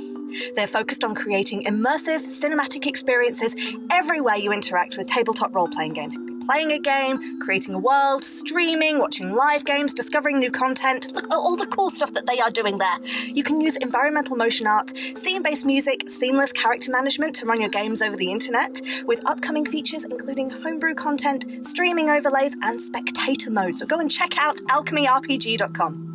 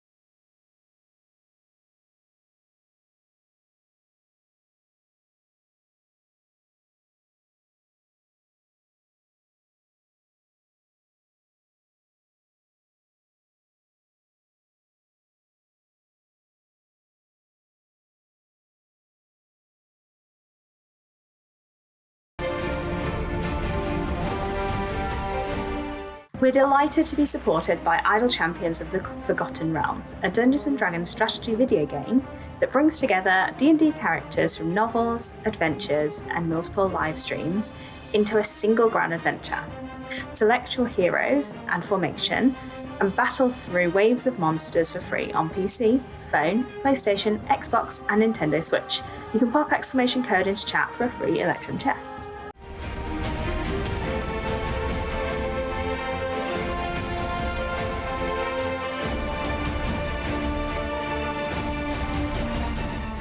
We are also supported by Warriors of Waterdeep. Take your team of warriors on a quest spanning the Forgotten Realms, all on your mobile. Power up your teams with items, work with your guild to defeat hordes of enemies, and test your mettle in the arena. And to make all of that work, you need gems! As we frequently say, the hunt for gems is real. Pop !WOW gems into chat for a link to collect free gems and get yourself that nice sword you've been looking at, or revive your heroes against a deadly foe. Download link !Warriors of Waterdeep in chat.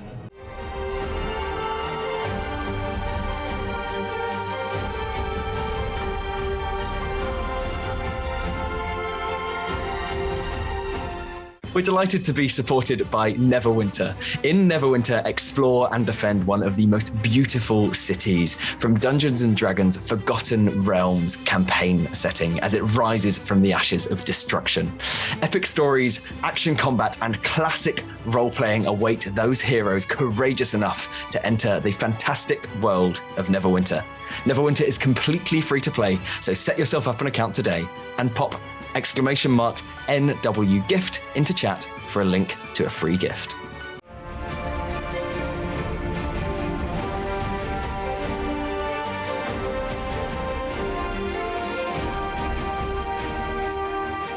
Check out our supporters at D&D Beyond, your guide to digital D&D. Make character sheets online, share them in a campaign, and track all of those tasty little stats in one easy place. You can use the Beyond app to track your characters on the go. You can also use their encounter tracker and archive monsters to run any smooth combat thing.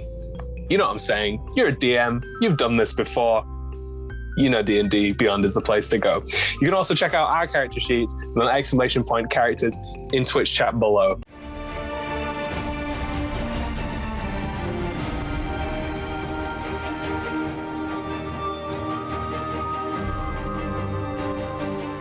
Check out our wonderful supporters Elderwood Academy, who make beautiful bespoke gaming-themed gear, including hex chest dice boxes, spellbook deck boxes disguised as bespoke ancient arcane tomes, and scroll and codex dice tower and rolling tray pairings. Make your own with their online designer at elderwoodacademy.com.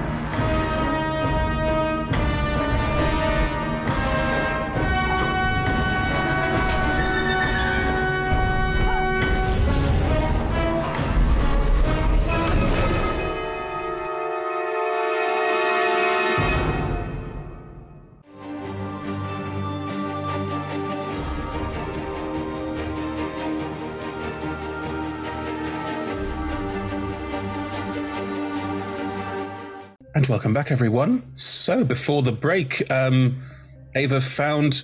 that's the body of Pandorum. I'm just going to tell you that. That's what it is. It's a sort of fist-sized ball of black nothingness. Doesn't look like the body of a god-killing thing. It just looks weird. As you fly up and land, presumably with Holfair sort of either hanging off a foot or being dragged up. Didn't you say he had gone off somewhere else and this was a moment I had to myself? If you've just got up here and it's just you, then Holfair will be like ready and waiting for you to come and collect him, but you are currently in this space by yourself. On the ground, in front of this hole in reality, ball of oil, somewhere in between, there is a pedestal. It's quite low to the ground, like you're supposed to kneel in front of it, and it contains a circlet.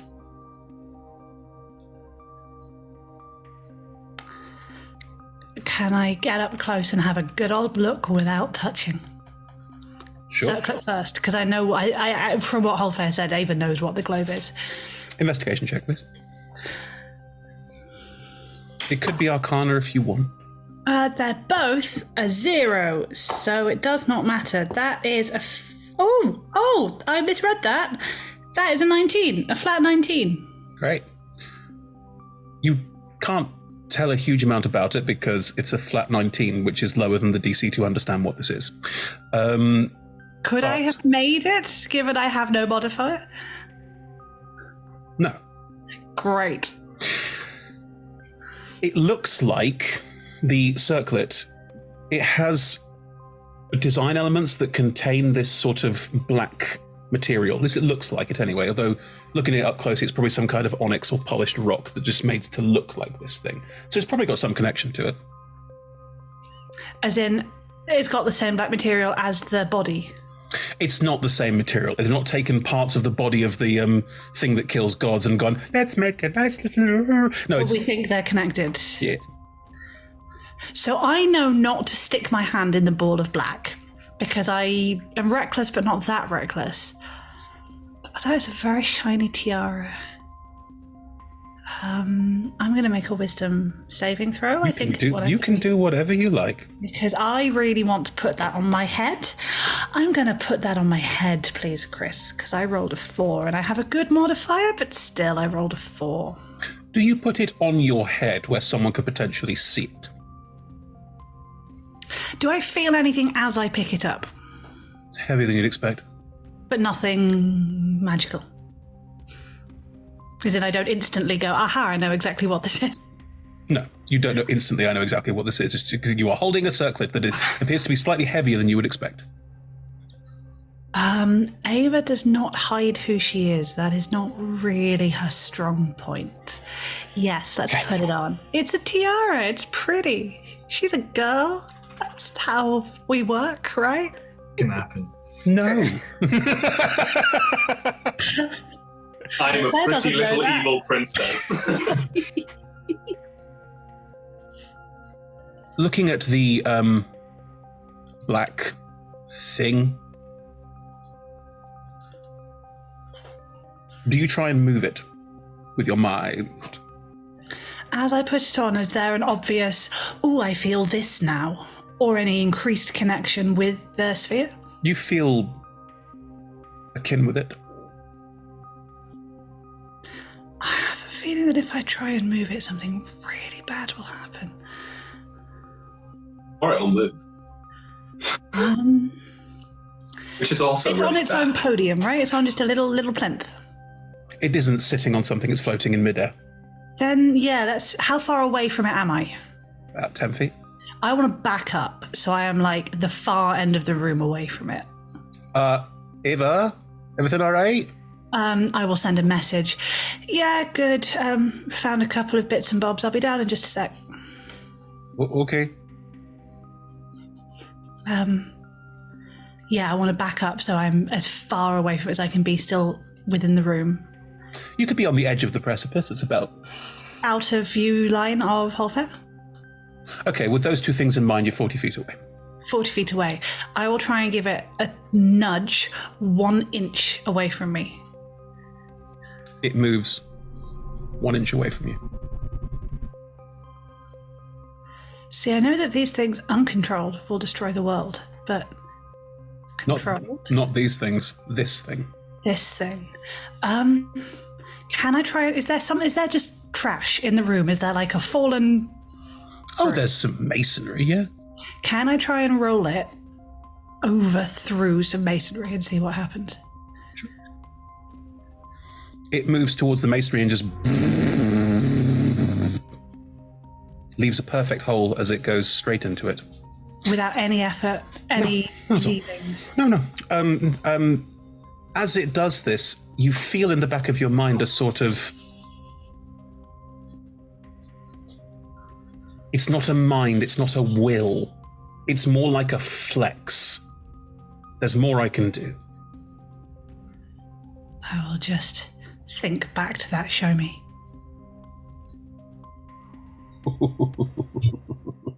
How far away were you? 40 feet. And 1 inch, and then a few more feet because I pushed other side of the room. Yeah, other side of it was fine. Am I dead? Did I just kill over? No, of course not. I survived a dragon, and then I got hit by a little marble of death. There is a flash of light, but it's different from what you would expect. It's not light being pushed out from something in an explosion. It's like being drawn in. There is an absence of sound, a whoop through your eardrums. And as that happens, you feel a strong, strong force pulling you towards the hole in the wall.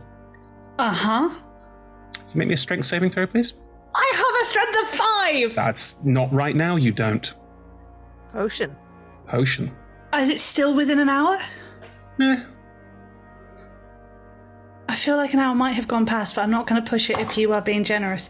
Okay, if that's a +5 instead of a -3, then that is a 19.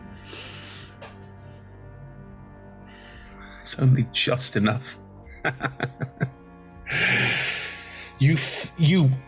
The potion of hill giant strength, or the potion of giant strength of some description, allows you to put your arms out and grab a wall, and your fingers break stonework as they push their way in to hold you in place.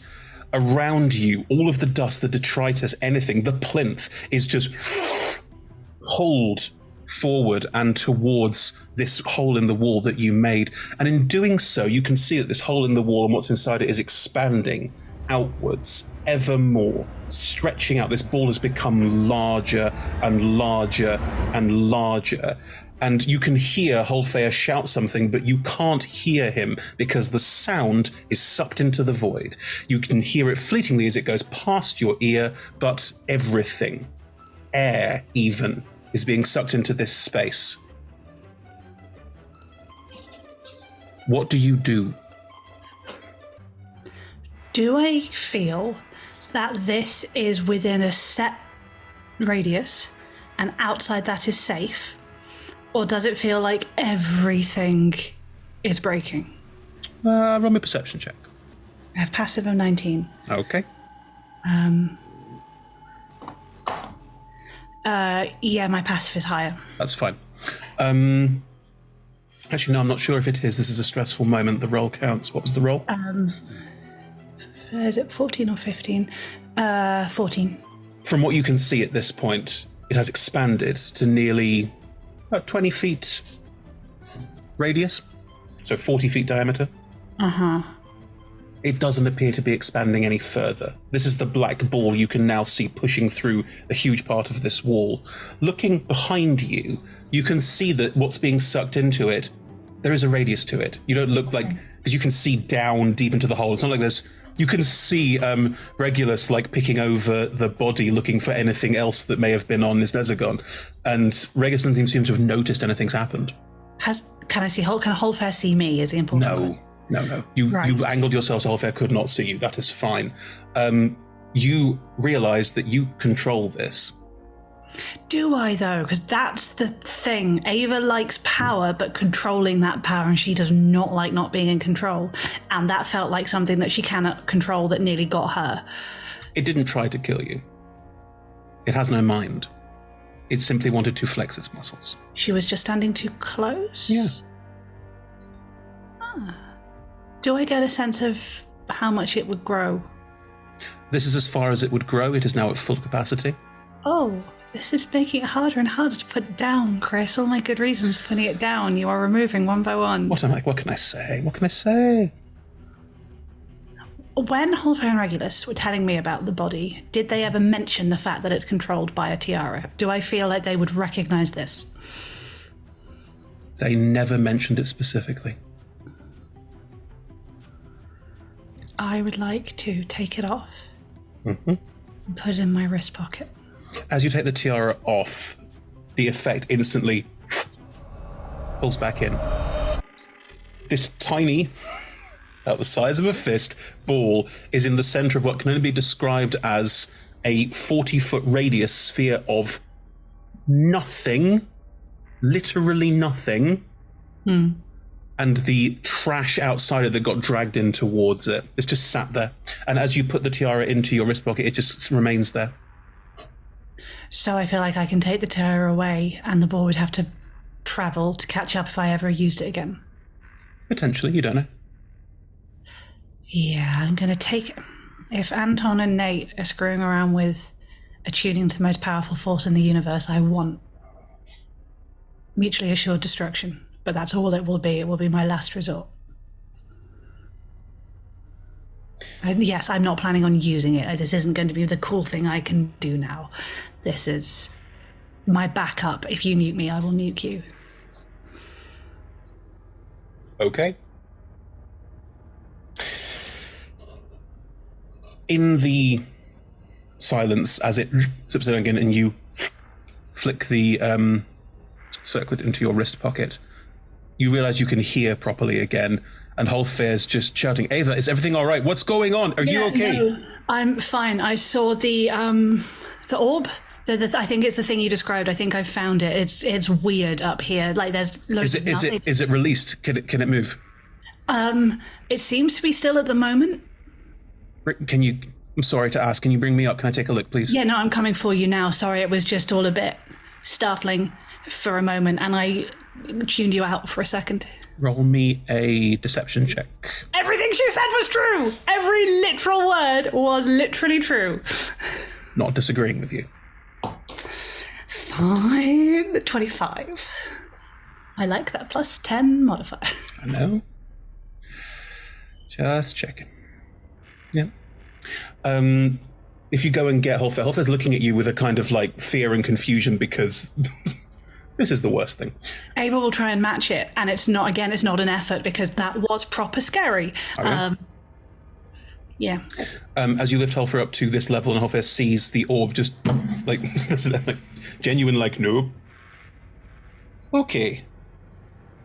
Looks around. Did you see any kind of like wand or ring or something like that? No, I haven't seen a wand or a ring. It's still a deception check. You can't avoid them. But I am telling the truth every time, and even if you're making me roll, I am proud of that fact. Intent is very important. Yeah. The lie of admission is still deception. Well, the dice are on my side, Chris, because that was an 18 for 28. Sure. Right. Well, it's, well, there it is. It's just looking at it with a kind of, now what? I don't understand, like, I can tell it's powerful, but if you can't touch it, and it just sits there, and you throw things into it like a litter basket. When the mind's in it, it has self-awareness and can just do that everywhere. Oh. Yeah. But if the mind's not in it, it just stays there. Well, there's usually some kind of control thing, because they had to move it. Nez was, for all their faults, smart. Not as smart as they thought they were, but still smart. My guess is they might have kept it somewhere else, so that people, if anyone did get this far, they wouldn't be able to automatically control their biggest treasure.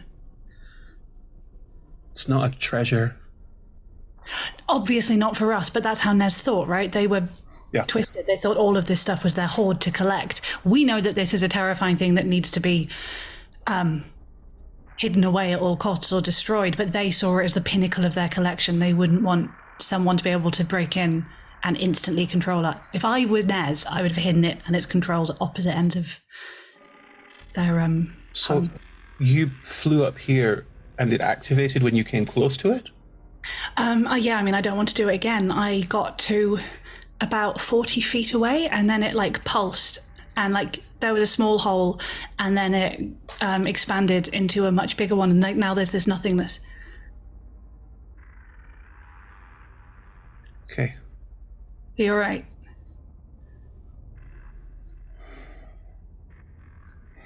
It shouldn't activate on its own, that's all. Like, you could maybe rig some kind of like alarm system to make it activate if someone gets close to it, I guess. As it's not something I know about. Again, Nez was clever. If I were him, I would have again rigged some kind of fail-safe that would make it trigger once, or that would make it some spell that mimics it to scare off anyone who got too close. That's what I would do.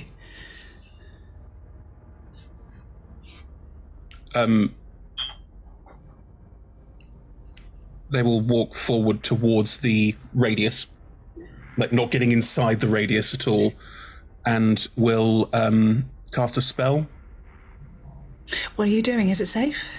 Just detecting magic to see if there's any remnant of whatever it was. Is there? No. Insight check. Sure. 14. 5. They're not very deceptive. Okay. No, we are not. No, we are not. There was no magic that they could sense apart from the thing itself.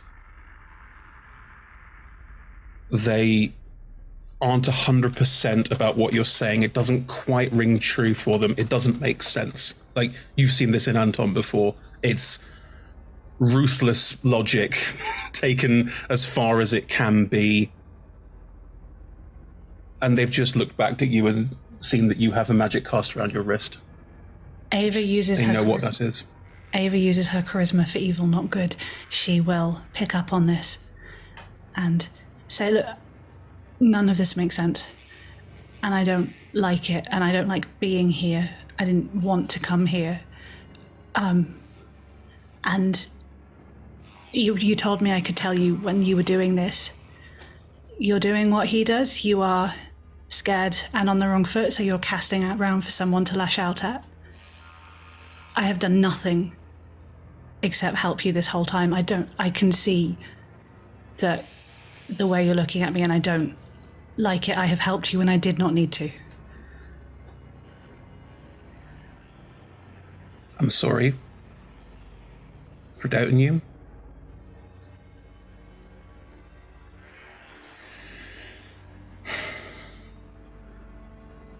I want to trust you. I understand it's been 4.5 hours. Just, there's a difference between being careful with strangers and looking at me like that.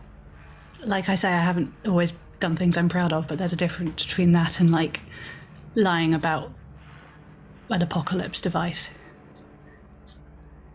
Yeah. I want to get out of this room because it is scaring me. I want to keep looking to see if I can find actually something I can use to help my friend. Do you want to come? Do you want to stay here? I don't want to leave you here with no way down, but... What's in your wrist pocket? You'll laugh at me. I won't. It's my husband's wedding ring. He died. Sorry. You didn't know, but it's the most important thing to me. I keep it safe.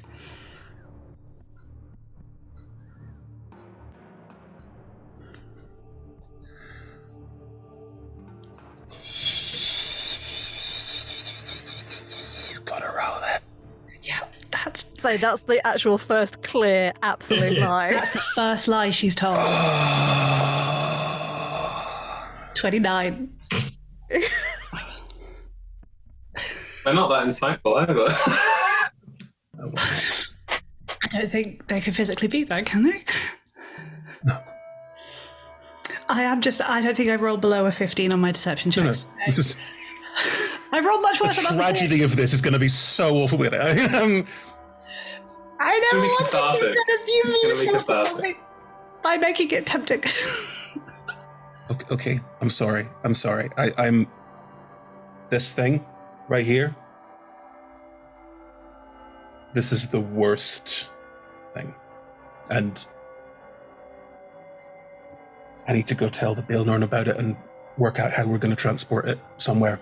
You want to transport it? Why don't we leave it here where no one can break in and it's shielded? I can't do anything with it right now. Wherever the transport thing is, we got to find it, and then we got to use that to get it as far away as possible. I mean, I'm sorry because I just accused you of not trusting me, but we have only just met, and I thought you wanted to keep this here safe, and now you're saying you want to take it somewhere. How do I know you don't want to take it and, like, destroy the world? No. I work for an organization that wants to keep the world in one place and magical. How am I meant to believe that? All right. Well, sorry, I'm stressed. That was rude. I am sorry. No, it's fine. No, I was rude first. It's fine. All right. I don't want to do anything with it. You don't have a badge. There's no Olingisei badge. Hello, I'm part of a secret elven organization. That doesn't exist. It's not a thing. Cool if it was. Not everyone gets a badge. Only the one who's best at timekeeping. Exactly. Which canonically is actually Emma. Niall or Em. No, it's Emma. Because Emma's done like 2. All right. Well, I've only, one success. Shut up, Niall. You know what I mean? Okay. No, you're right. I'm sorry. I'm thinking ahead. I just want to know where the thing that controls it is. Without that, it could be. Will it travel towards its own mind? That would be bad, wouldn't it? It hasn't moved at all so far. But it just attacked you. Again, if I were Nez, I would have rigged that to look this scary, to do exactly what we're now doing, which is panicking and not focusing and not taking action. You're right. Okay. They were sneaky and they were horrible. They were smart at it, and they did everything they could to protect their stuff. Yeah. Okay. Right. It's all right. We're okay. We found it. We're going to find your organization.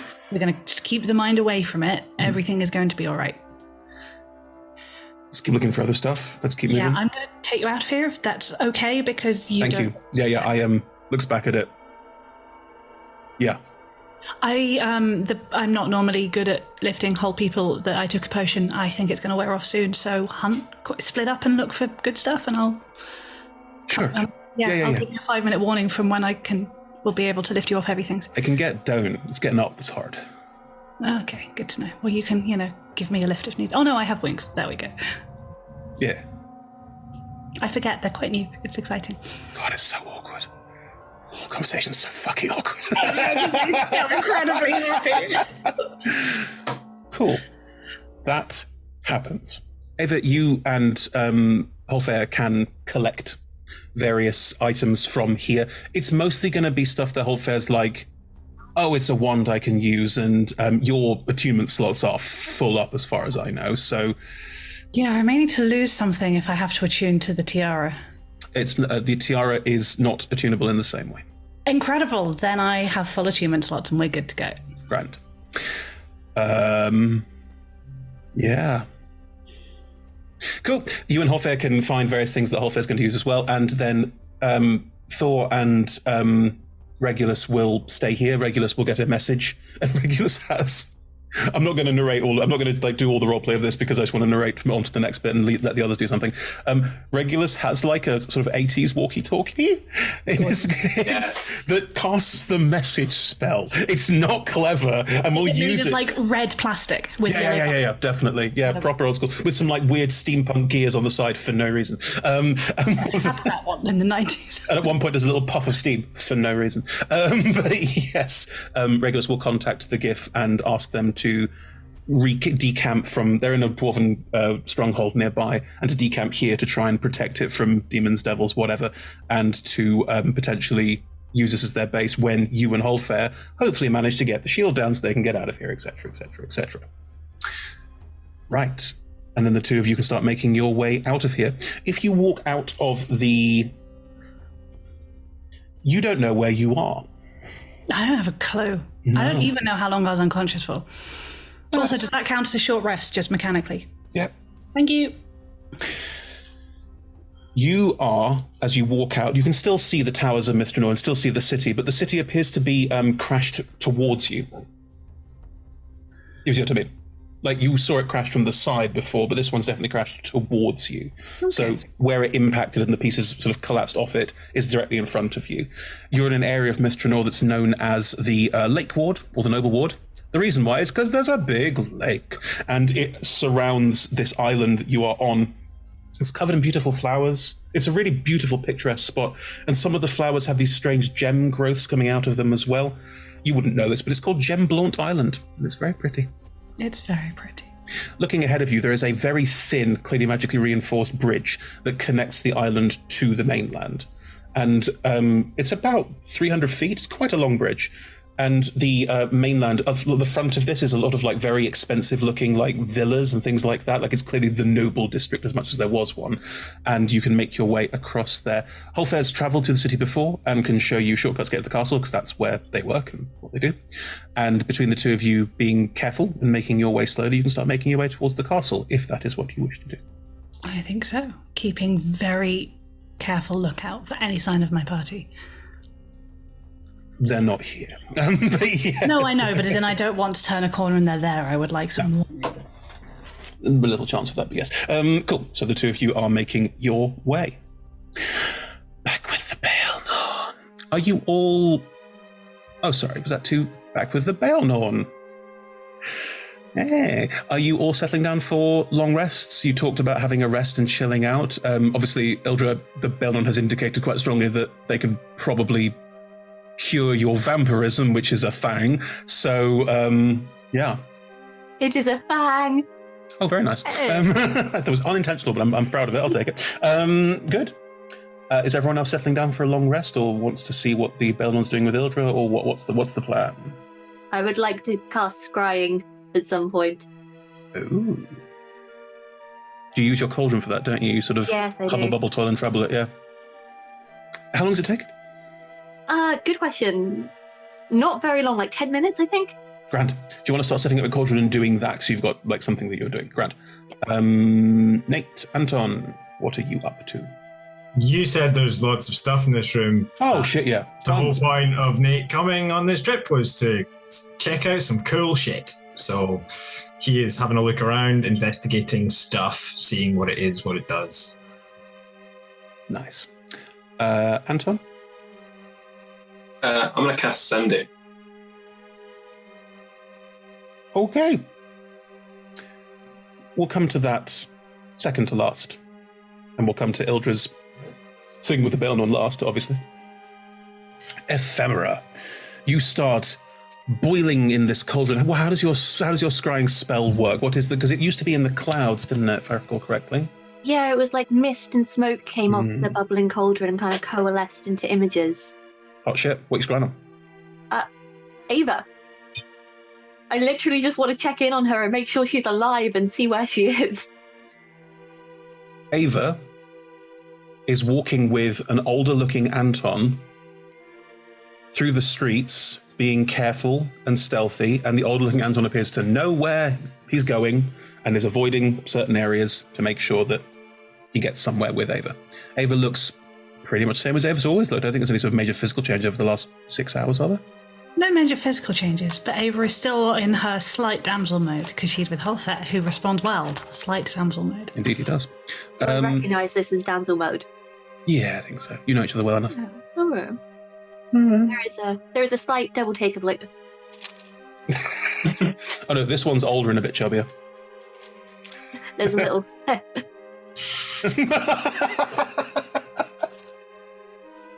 Grand. All right. So that's happening. Do you want to do anything with that information? You have other spells you can cast potentially. Gonna use that cauldron to do some potions there. Oh yeah, I definitely want to brew some potions if I can. Sure. As before, potions of healing, I'll let you do a couple, but nothing more clever than that. Although this is a room with a lot of weird shit in it. Can I see if I can find some cool ingredients? Yeah. Why not?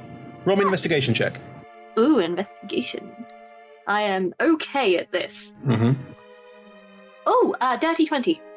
Nice. While you are looking for cool herbs, Nate, roll me an investigation check.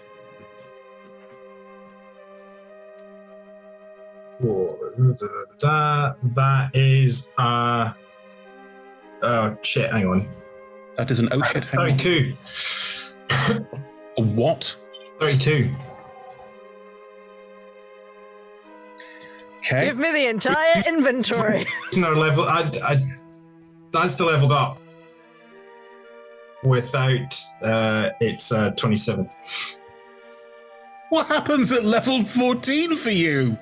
I get it's bloody expertise. And so I doubled my Oh boy.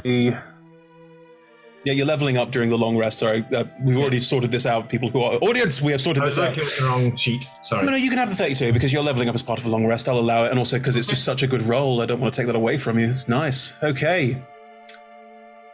Ephemera, can we say that Nate finds some herbs and shows you where, like, there's lots of nice herbs around this space? Because they're not like, oh, there's the herb garden. Like, it's mostly like there's an apothecary store over there with some, and there's something else over there. So with Nate's help, if you want it, you don't need to accept it. You can find these things very quickly, or you can find them on your own much more slowly. I would say, couldn't we say that maybe Nate finds this stuff and there's like some weird mushroom thing, and we go, Hey, Ephemera, do you know about like fungus and stuff, right? I mean, you're a bit of druid as well, aren't you? So shouldn't you also know about fungus? I mean, I know a bit, but I think you're a better druid than I am. He knows about magic mushrooms. That's about all he knows about. You know what these ones are? Like, there's this old store. It's got all sorts of stuff. My God, you've hit the mother lode. They would all be dried. Like, this is not like 10 years of mushroom growth just randomly in a corner. They're all dried. Hanging in stalks, hanging in bundles, you know. But yes, Ephemera, you find a hearty selection of interesting mushrooms which will help you brew some interesting potions. We'll come back to that as well. While you are looking at this store, at this space where all these mushrooms are, Nate, you also see that there's a rather mundane-looking quarterstaff balanced awkwardly next to the store that Ephemera is in, that Ephemera has not noticed. A what, sorry? A quarterstaff. A quarterstaff? Ephemera uses a staff to shillelagh. Oh. Sorry, I feel like I'm missing something or forgotten something. Tell her it's there. Well, yeah, okay. I got that bit, but... Just that, that's all I want. Tell her it's there. This, that was supposed to be subtle, and I'm just going to hide behind my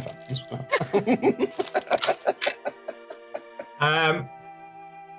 Well, yeah, okay, Nate will pick it up and start kind of twirling it a bit and go, oh, that's... I thought I could maybe use this, but actually I'm not so sure. But if this is, I don't know, if you want to have a look at that. Okay. It's got Druidic on it. What does it say in Druidic?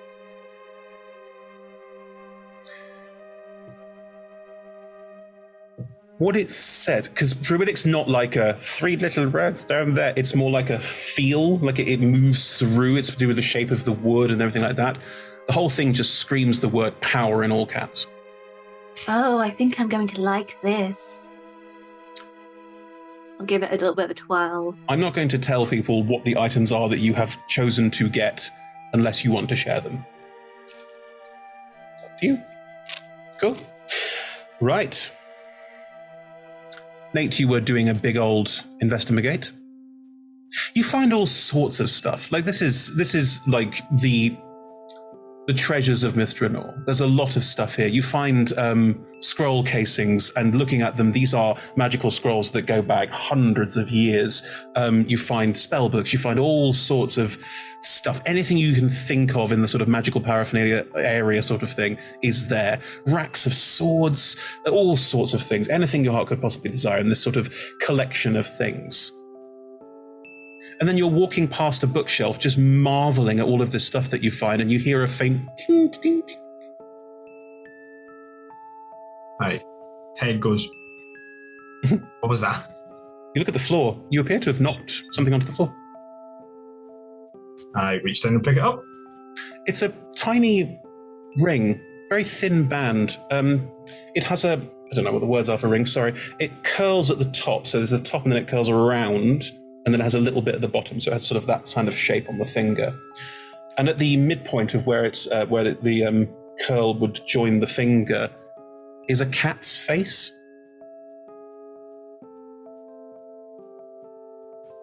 Can I roll something to see if I know what this might be? Sure. If it's not a 32, I'm not telling you. What am I rolling? What do you want me to roll for it? History. History. So that is 25. No idea.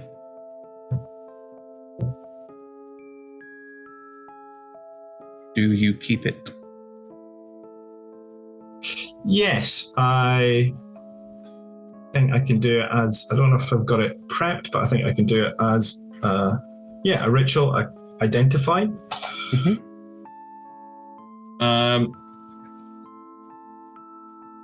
Again, it's from my spellbook, so I would go and sit down somewhere. You identify the thing that we've talked about. Can you roll me a d4? 3. Okay. And can you roll me a percentile die? Ooh. 51. 3 and 51. Cool. Notes, secret notes. I feel like I only know what one of those numbers is.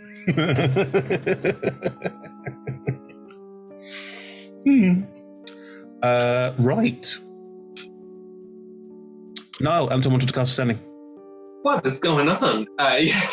Remember how when we were talking about magic Anton's- items, you said to me, hey, can I have this? And I went, do you want this super cool ring? And you went, no, I don't know what it does. He knows. Yeah, G knows now. Boo. No, I'm cool with it. Mm-hmm. Anton's like leant back against the wall in his little poncho, just still recovering. And he's gonna grab his orb and just quickly switch spells. Is So your that orb he's got particularly accessible in sending. the poncho? Say again? I said, is your orb particularly accessible in the poncho? It's just flowing, isn't it? Yeah. Boom, boom. What's the sound it made?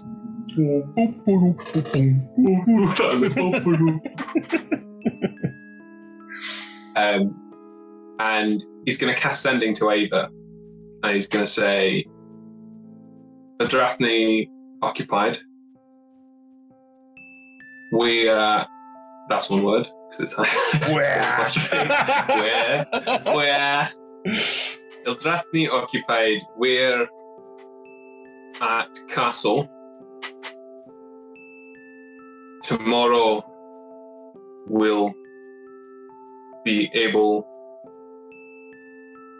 to get you. Hope you're staying out of trouble. Okay, you missed a word. You've got 7 words left?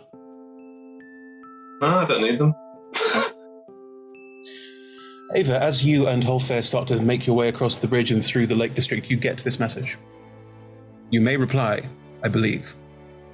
Ava is going to stand stock still and do her very best to go white. She is certainly going to look shocked and upset. And not reply. And when the time has passed that she knows that the spell has worn off and her words won't be sent back to Anton. I'm assuming Holfair has stopped, or have they just carried on? I've noticed that you've stopped and have stood up. Stop. What's wrong? Sorry, that was you. Right. I don't... What did he want? I don't understand what he's after. He was, like, after deliberately selling me out, but then saying that after more important things had finished, he might come and get me, and warning me not to. I don't know. I don't like him popping up in my head when he has hurt me. I don't like that. Okay, just, I think this will work. I'm pretty sure that if they cast non-detection on you, that would block sendings. I think it does. Yes. Target by divination magic or perceived through magical scrying senses. It's just a block ephemera. Yeah, he didn't mention ephemera. He would have, if he'd been trying to be kind, he would have told me how she was. He would have passed on a message. Something is wrong, and he is clearly still playing some game with me, and I feel pathetic for being scared about it. No, it's... No one likes having spells cast on them without their consent.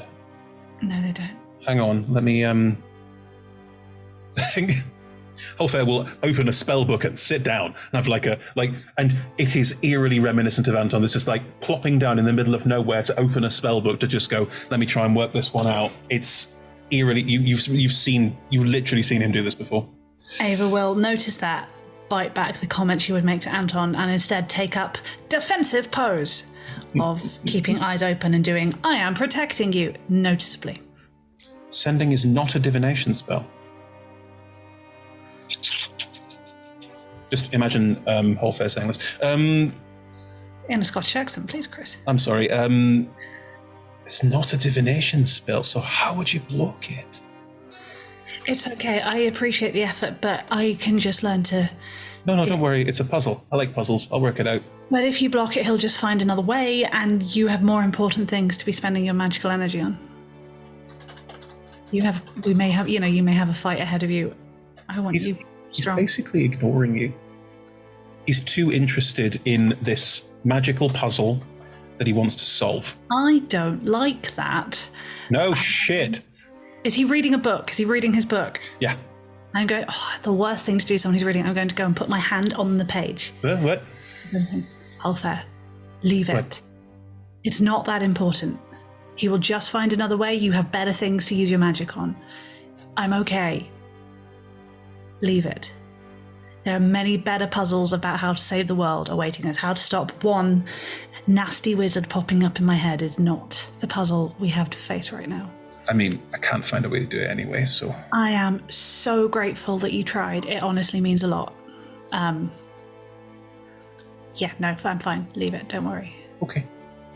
But thank you for trying. That was kind. Supposed to be good at shielding people. You have been already. I would have found it much worse with Nez if you hadn't been there. Don't worry. You're doing good. Okay. Well, let's keep going then. Sorry, my hair's fucked up. I think it looks lovely. Really? I don't. Oh, no, Rebecca to Chris. Gosh.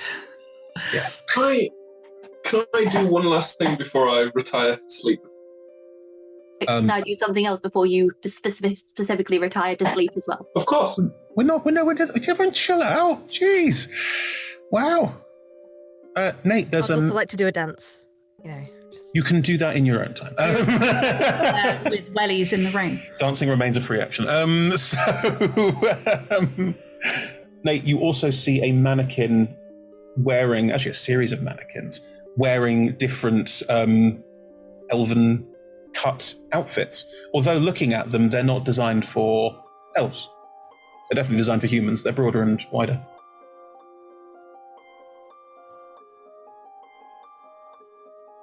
I guess I'll be getting... Hey, Anton, have you seen these? I mean, you could also look back at Anton and see his little knees knocking together in his tiny poncho. Oh, yeah, I mean, actually, you're probably a bit... do you want to, find it stuff? I could probably bring it over if you want. Actually, I can walk, and he'll, hold onto the orb and then lift himself up with it, and it goes... Boop, boop, boop. The orb can hold your weight. If you do that, the orb can absolutely hold your weight. No problem. Cool.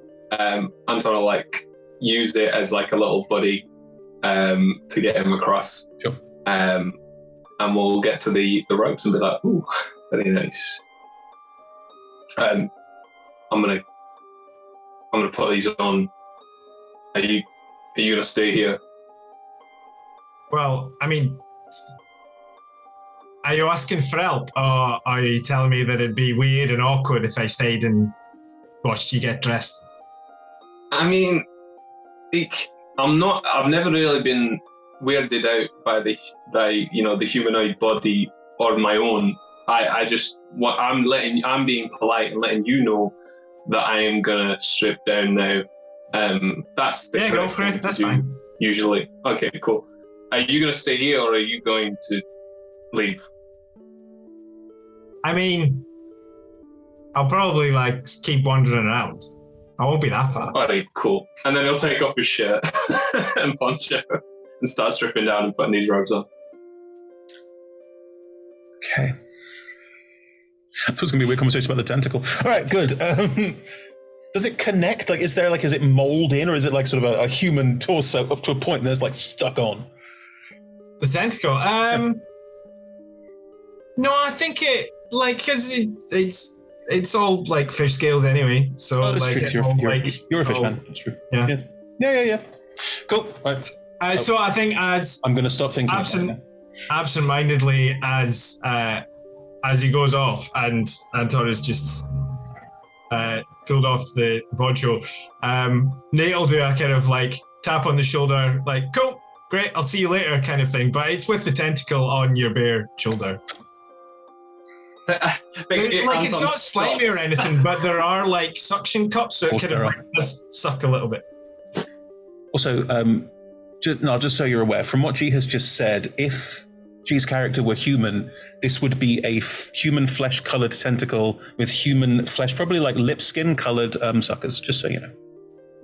Anton stops and just considers what happened for a second. And then gets on with putting the ropes. If only I would say from the last 6 months, it's probably far from the most awkward moment that Anton and Nate have had. Probably. But it's fun to have the awkwardness now. Good. Right. So that's happening. Ephemera. It was just going to be when Anton comes out in his new... Oh, hold that thought. Let's do some potions. Potions. Potions. Right. Left, up, down. Do you want to make something in particular, or are you just going, ooh, what's this? And throwing it in? Yeah, I think I'm being experimental. I don't know why I bothered asking you. Let me get up there is a list on this, and I've got it somewhere. You're going to have to do some rolling. Okay, my favorite thing to do. Yeah. Okay, Evie. Roll me a d4. Ooh, okay. Potions. 1. Okay. And now roll me a d100, please. Okay. That is a 92. Ooh.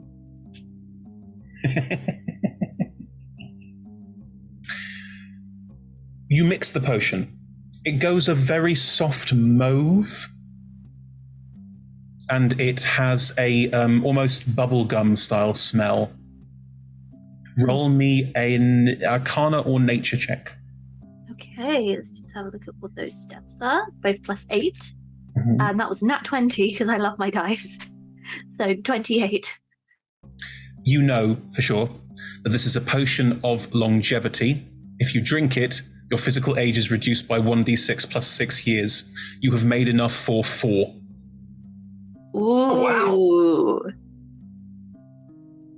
Interesting. To a minimum of 13 years. You can't go below 13. I'm also going to put slightly on it. If someone turns into a child, I'm going to really struggle to kill them. So I think below 18 is probably out of the question, if that's okay with everyone. Anton's only... How old did you say Anton was? 25? Oh, okay. Yeah, Ava's late 20s. This could send her back to puberty. I'm sure that was fine. She thought she was having a great time in that nice, happy temple. She might enjoy it. Anyway, that's the potion you have made. You could make more. There's all sorts of stuff here. It would take time. There's actually something else I would like to do with a little bit of time. Sure.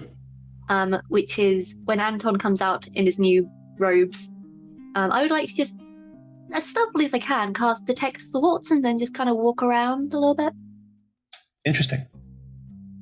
Right, so you're casting Detect Thoughts subtly.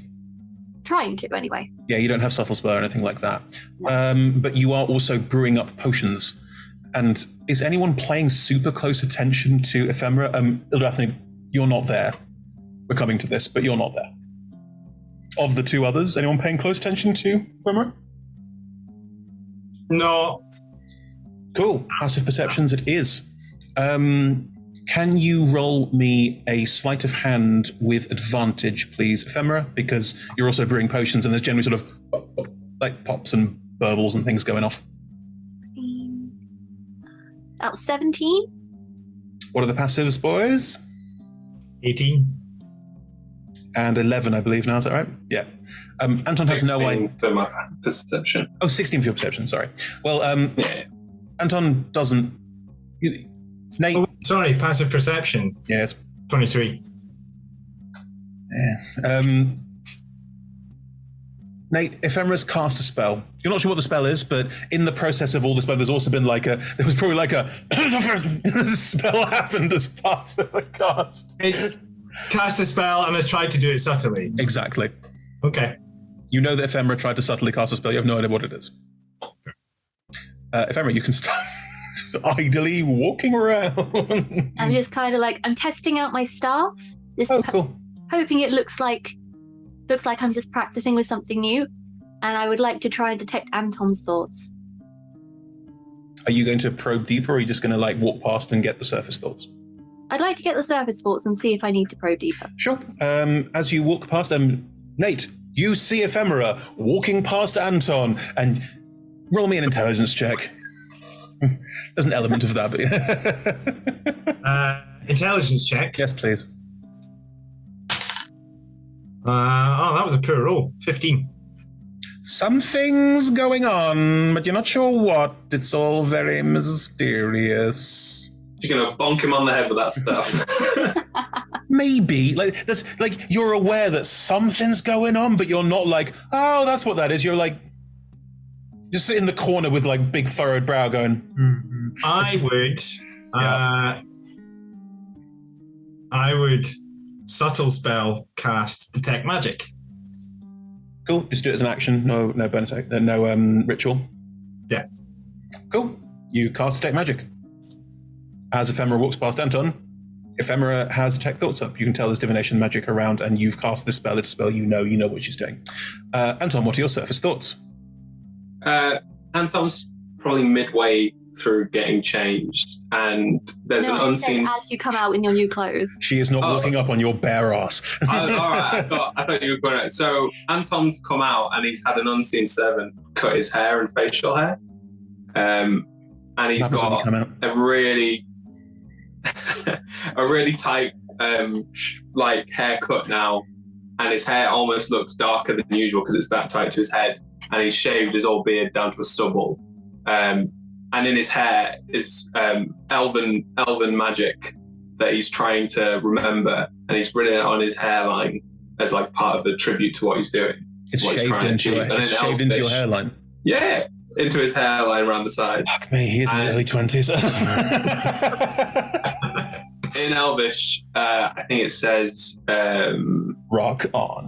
I don't know. What would it say? Shall I look at Post Malone's tattoos and we can make something up? I reckon he's written on his head, remember the stillness in Elvish. Remember the stillness. Love. It's like a Chinese symbol tattoo. It's just, I think it says that. What it actually says is shellfish. He speaks and reads and writes Elvish, so he can do this totally fine. And he steps out and he's got white robes with golden trims, and he's tied his poncho around his waist, so it's still there, and he's got all his gear on.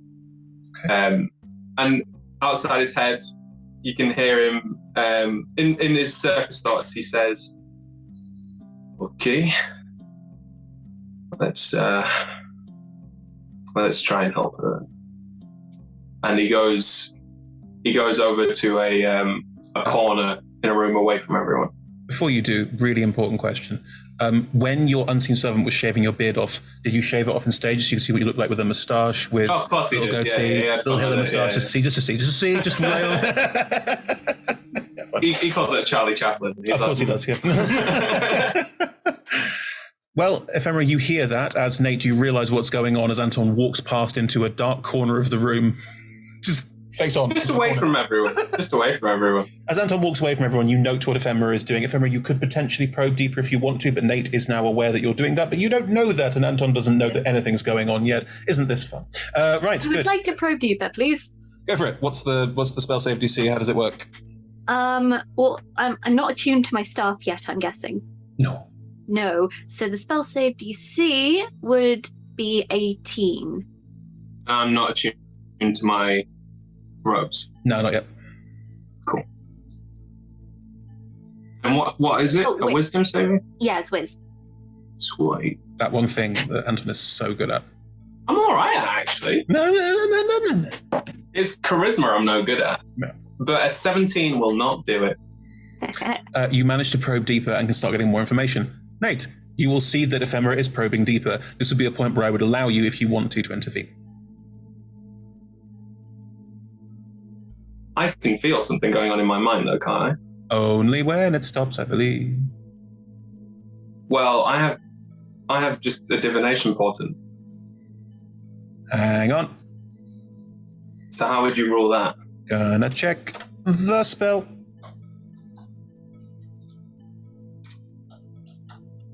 When's the trigger? When you know. They don't know that you know they know we know. Blah, blah, blah, blah, blah, blah. Blah, blah, blah. Aha. If you probe deeper, the target must make a wisdom saving throw. If it fails, you get insight into its reasoning, yada yada yada. If it succeeds, the spell ends. Either way, the target knows you are probing its mind. Unless you shift your attention to another creature's thoughts, the creature can use its action to take on its turn to make an intelligence check, contested by your intelligence check if it succeeds, the spell ends. Right. So if you probe deeper, Anton will immediately know that you probed deeper, but the trigger is not whether it passes or fails. It's once that happens, you know. So you can't use divination dice on it because also there's no visual. Do you still want to probe deeper? Is that a thing you want to do? I think that Ephemera's probably not used this before, so it doesn't quite know how it works and just kind of wants a few answers. Cool. Anton, you realize that someone is probing into your mind. What do you think? Well, what are they looking for, I guess? Because you get to look for what you want. So what are you looking for?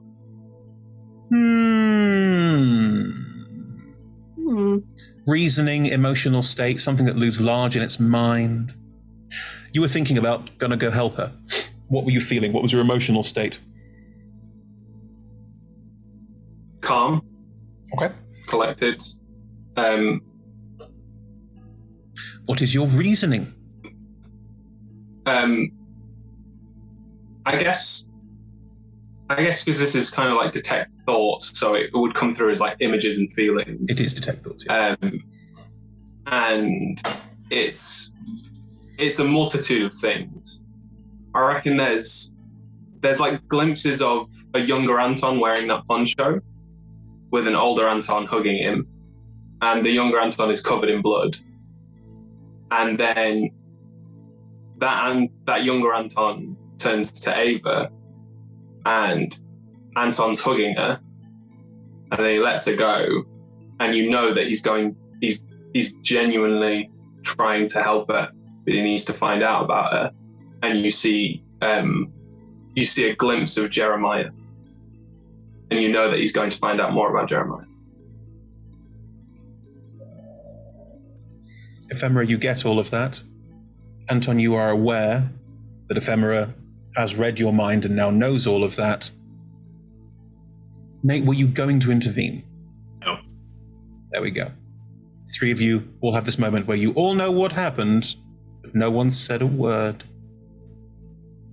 I don't think I've not known any of that. I've just known that there's a probing happening, and I know how the spell works. Just give me the fucking statement. I mean, I agree with you in detail, but come now. Anton turns to Ephemera, not like fully, but just with his head, and he's like, "You found what you're looking for?" No, but if you're about to probe deeper into my friend's past, I think you owe me some honesty first. I haven't lied to you. The detect thoughts is still up. You can still read his mind until he forcefully pushes you out. Why is there more than one of you? What is in all the clones? Well, apparently I'm descended from a ancient Netherese wizard called Lorraine, who was obsessed with immortality, so turned himself into a mummy lord and used me and my other clones as, well, backups for when their mummy body would finally decay, which would happen over thousands of years. But once it did, then they would just hop into a new clone body, which was displaced through time. And their main goal mainly was to retain their power again and attune to a mytholar. And there's probably more of me. So I'm not original, if that's what you're asking. Did you not think that this might have been useful information? I mean, you have been prying into our backstories an awful lot. Well, one of you asked me to. I haven't pried into at all without asking. And why do you need to know about what's useful about knowing that I'm a clone, not an original, not real? Well, I get the feeling that your baggage is about to land on our doorstep, and I don't like being in the dark about potential problems. What's the problem? You just said that you are a clone of an ancient Neverese wizard. Can you not? Are you sure that you can't still be used as a pawn? Are you still sure you're not corruptible? If there's so many of you out there, are we sure that you combined is not something dangerous? The Ryan's dead. I don't know how you'd combine clones, because we're clones, we're physical embodiments, so I don't think that would be really possible. The question that I think you'd want to ask is whether or not we have a soul, but I'm not sure we have that either. In terms of corruptibility, are you? Is Ava? Is Nate? Is Ildrathni? Is anyone in this room potentially corruptible? I think we all know the answer to that. Oh, I'm not sure I do, for I am just an ickle-wickle woman. How could I possibly ever fathom the issues that you face? Well, your sarcasm is unnecessary. I'm not trying to condescend to you, I'm merely answering the questions that you're asking. But you are If you don't like the answers, well, I'm sorry if I come across that way. I'm just trying to explain the best way I know how. I'm sorry that I haven't spent a lot of time with people and my bedside manner is appalling. But you know what? I'm not used to being attacked all the time. Chokes. Fucking just generally be talked down to by people that I barely know and overly tried to help. And constantly judged. You know what? Those are That glass is a really houses. good point. I'm constantly judged by you guys. You guys seem to have a real opinion about everyone else, and it's like I didn't even get the chance to have an opinion of you. I actually quite like you, but fuck it. You know, I'm still gonna do what I'm doing, and I'm still gonna try and help Ava. I'm still gonna try and help you, and you know, I don't really know what to say about that other than I'm sorry. I'm sorry that the shit that you've gone through makes you not like me. Your self-righteous hypocrisy stinks, and your hair looks stupid. Cool. Any other questions that I can answer for you whilst this is going on? So you know I'm not lying? Don't delve deeper into Ava's story. It's not your business. All I need is his last name. That's all. Well, you don't need to steal it with magic. You don't need to look into it. Just sit down and have a conversation when she gets here. Do you truly believe that Ava's going to have a conversation with me after what you know about me? I know that she would rather that than have you snooping behind her back into her private business.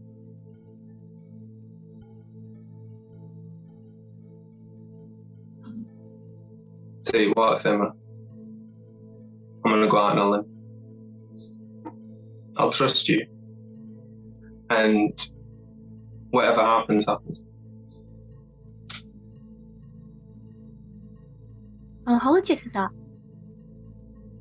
I don't think you will, because I think I'll be dead. And he gets up and he goes to sleep.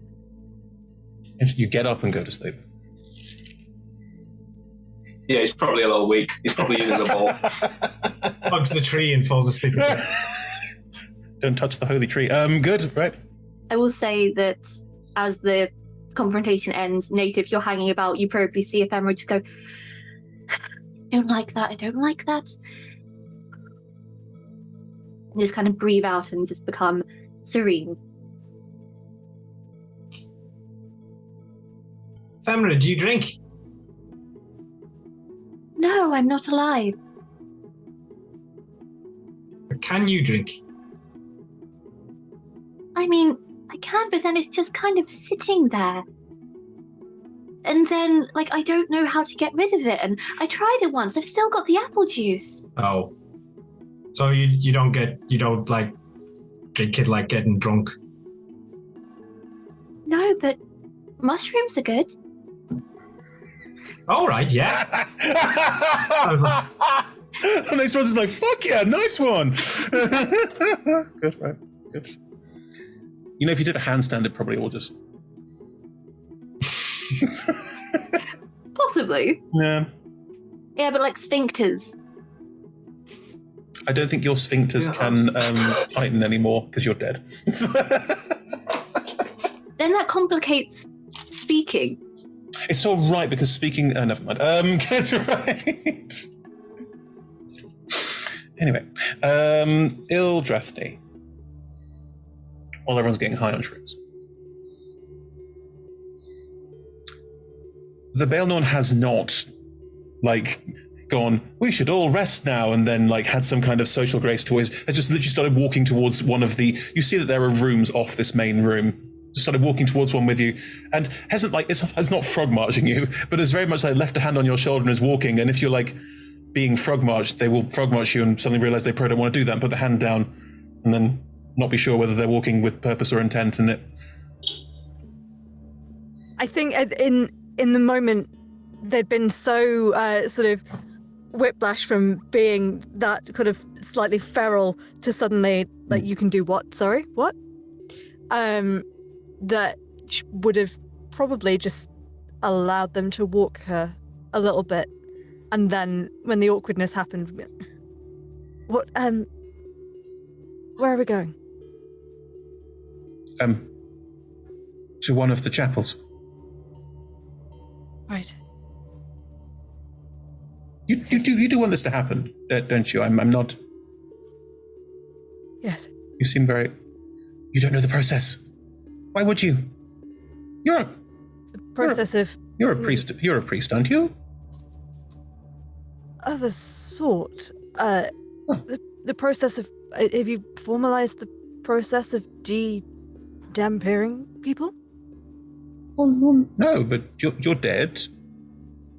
So we can do what we do to make people like me. I'm sorry, what? We can make you like me. You're dead already, so the process should be much the same. Oh gosh.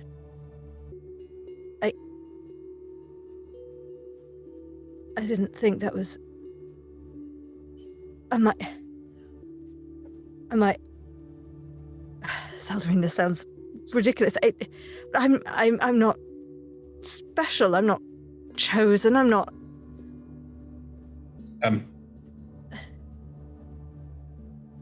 I wasn't special.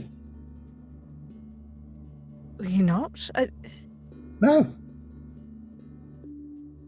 I was pious and maybe some magics. And I was given the choice. And I took the choice. It seemed a good idea at the time. We need to change the fairy tales around Baelnorns then. Oh, no, we don't.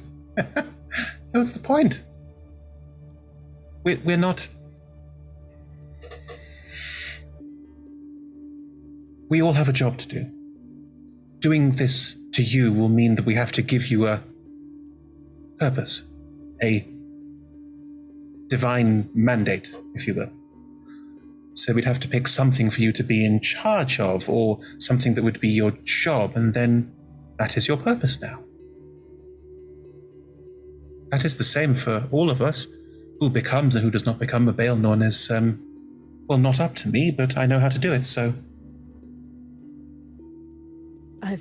And there aren't any others, and I could do with companionship, and you don't have to stay here, obviously, but I'm the only Baelnorn left, and, well, here. There's probably more. I don't know. Maybe? I'm sorry, it's been a long time. Quite. That's a lot to take in. I spent the last couple of years avoiding anything that felt like purpose. And this has been a lot.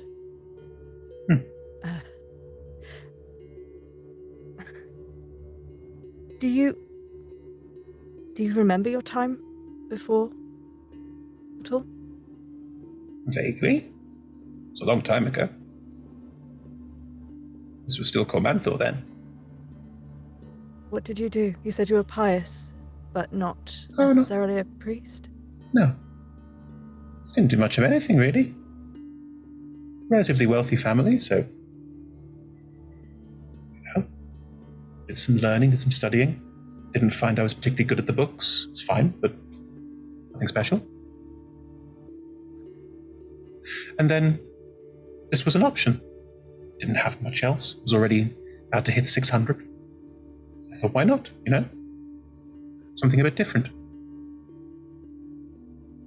And you knew specifically that you were going to be here, guarding this for the rest of your life? This isn't my purpose. Oh? No, there were 4 Watchnorns here. That was their purpose. No, my purpose is to look after my father's wine cellar. I'm sorry. Watch over my father's house. And all the value was in the wine cellar. But when the city fell and there was no one else left, and I felt called here, I came. There were only 3 left. They asked for my help, and I gave myself a new purpose. I'm sorry. In the grand scheme of things, your father's wine cellar? Yes, it's very important to him. Your father gave you the option to become undead and eternally watch his wine cellar? Well, the house, and mostly the wine cellar was very important to him, you understand. And where is he now? Has he come... I suppose you wouldn't have. He's long dead. He's been dead for thousands of years. Well, yes. And does it still stand? Oh, no. No, it got damaged during the Weeping War. It got damaged again. I think it's crushed under a big piece of this fallen city now. Do you still commune with the gods? Yes. And how did they feel about your potential being wasted watching wine? It's my purpose.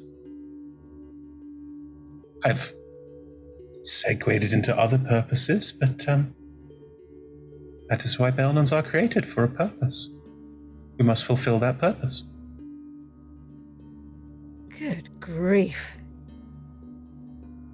Would you rather drink the blood of your enemies? Is that preferable?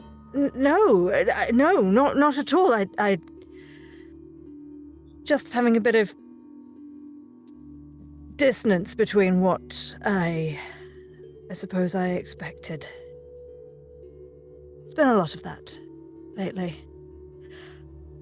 Well, we can give you any purpose that you want if we're doing the process ourselves, so you could...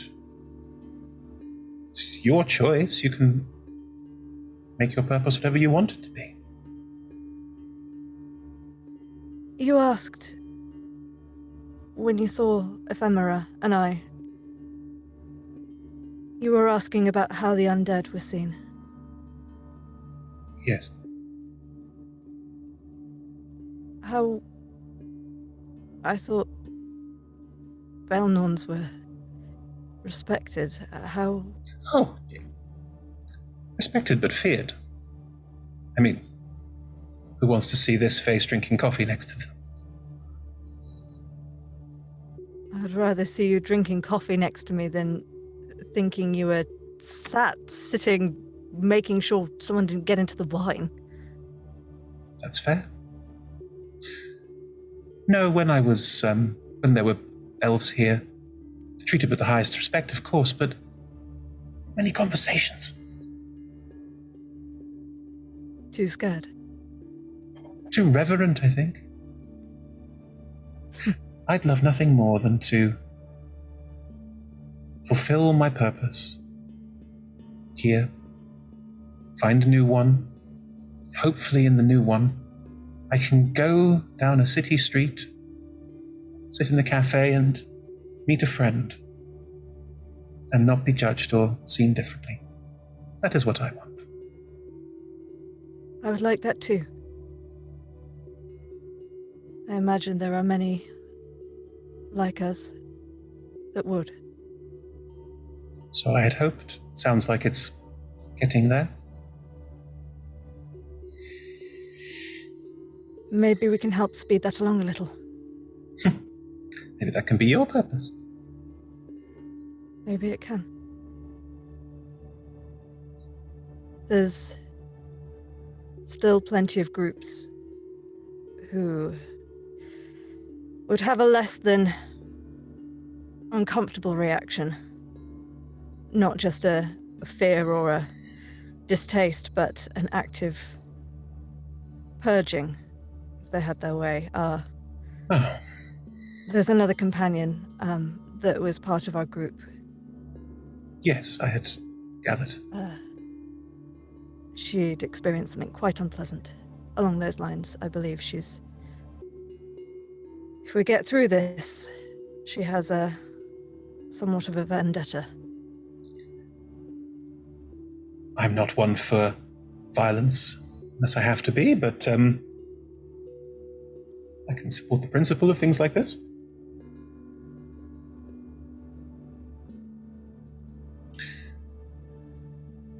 No, it's fine. What? Was she also meant to be part of the spell? With the Mythalar and the Mythar? You know, I don't know anymore, actually. We're definitely out of earshot of the other room, yes? You're not quite in the new chapel yet, but you've walked significantly far towards it, yes.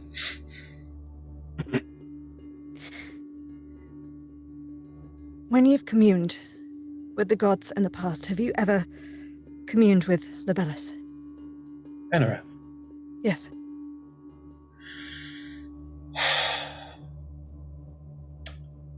He and I would have little to discuss, but we have spoken in the past on some... It's been a long, long life. Yes, it's come up. How long ago? I couldn't tell you, last couple 100 years, I suppose. Why? And do you remember? Do you remember a visual, or did they present in a obfuscated form? Why do you ask? Nezeril. It's hard to say.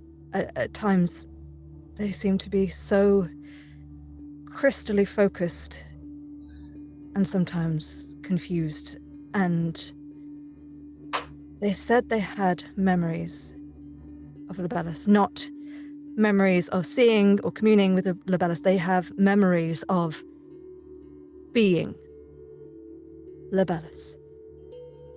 As part of their remembrance? Yes. I appreciate this is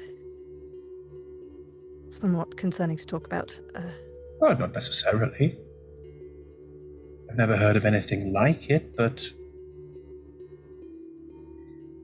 there have been many creatures over the years that I have met, in some cases, that have been shards of divinity, they've been called, where they are somewhat divine, somewhat not. Some of the memories, some of the feelings, some of the god, if you will. Maybe Nezeril is a shard of Libellus Enerath. That is no bad thing. Libellus is very wise, very old. maybe that's why they feel they can pull this off. What do you think they're trying to do? They haven't told me yet. I'm expecting to see a list at some point. Let's talk of a list. Yes, but you looked concerned. Oh, well, it's never nice, is it? Using elven high magic, it's very... Well, it can be unpleasant, but if they seem to be absolutely here and ready to do it, so none of my business.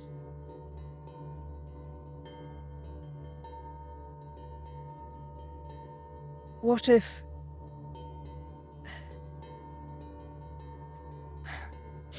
I'm sorry,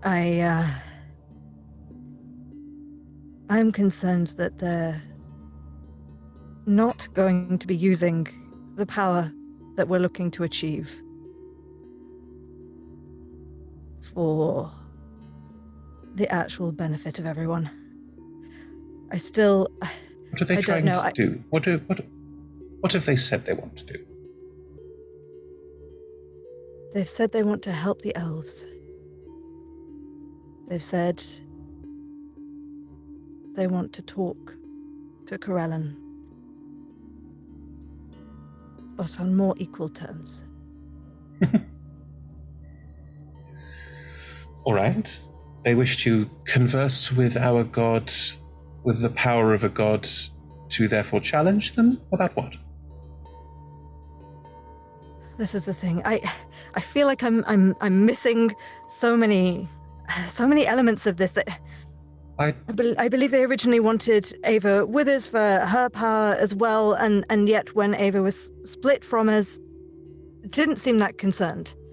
Well, ceremony's harder. The more people there are, the harder it can be, but it depends how many people get sacrificed, really. I'm sorry, what? It's part of casting elven high magic, especially at the level that we're talking in, requires sacrifice. Huh. It's one of the reasons it isn't used very much. It wasn't used very much anymore. This is not the first... You're not aware of this at all? No. Oh. How many... For the power that they need, how many sacrifices do you think that they were after? Well, they've clearly made plans for 2. Your 2 living friends. I'm just going to real quick insight check this before... Oh Lord, that was a nat one. That's good timing. Nat one's a nat one, Nat. It's a 10. Nah, it's a 1. All I can tell you is that they seem sincere. Uh-huh. Hang on. No, don't worry, Nat. I'll make it worse. I mean, it took the 3 remaining Baelnorns for me to set up the shield in the first place.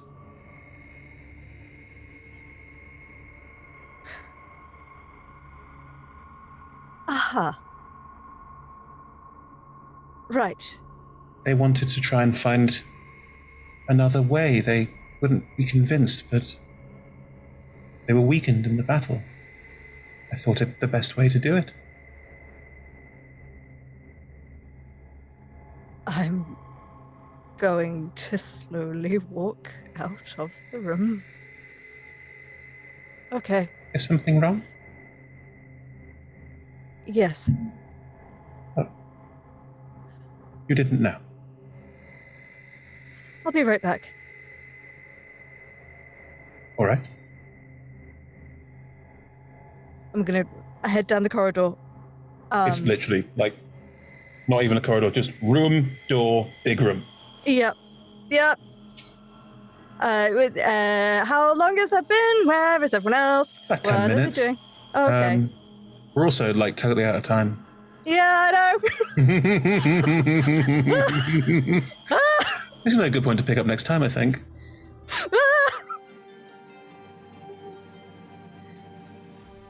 All good, everyone? Oh, top notch.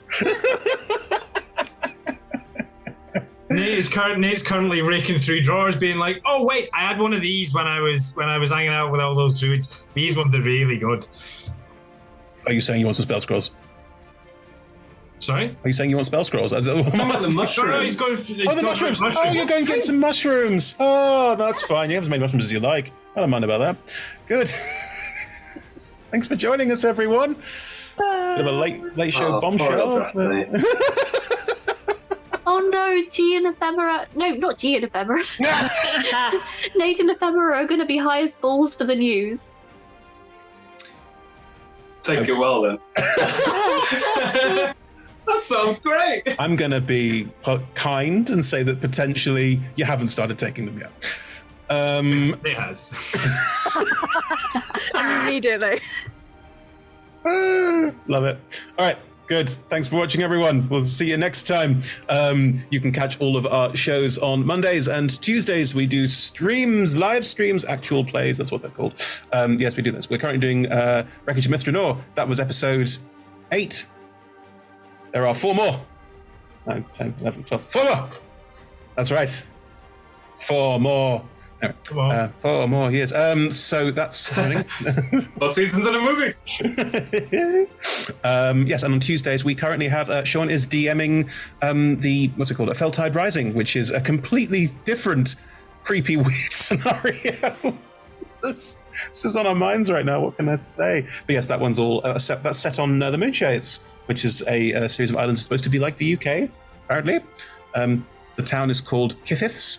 Kithiths. I've already made the Hugs and Kisses joke. Yeah.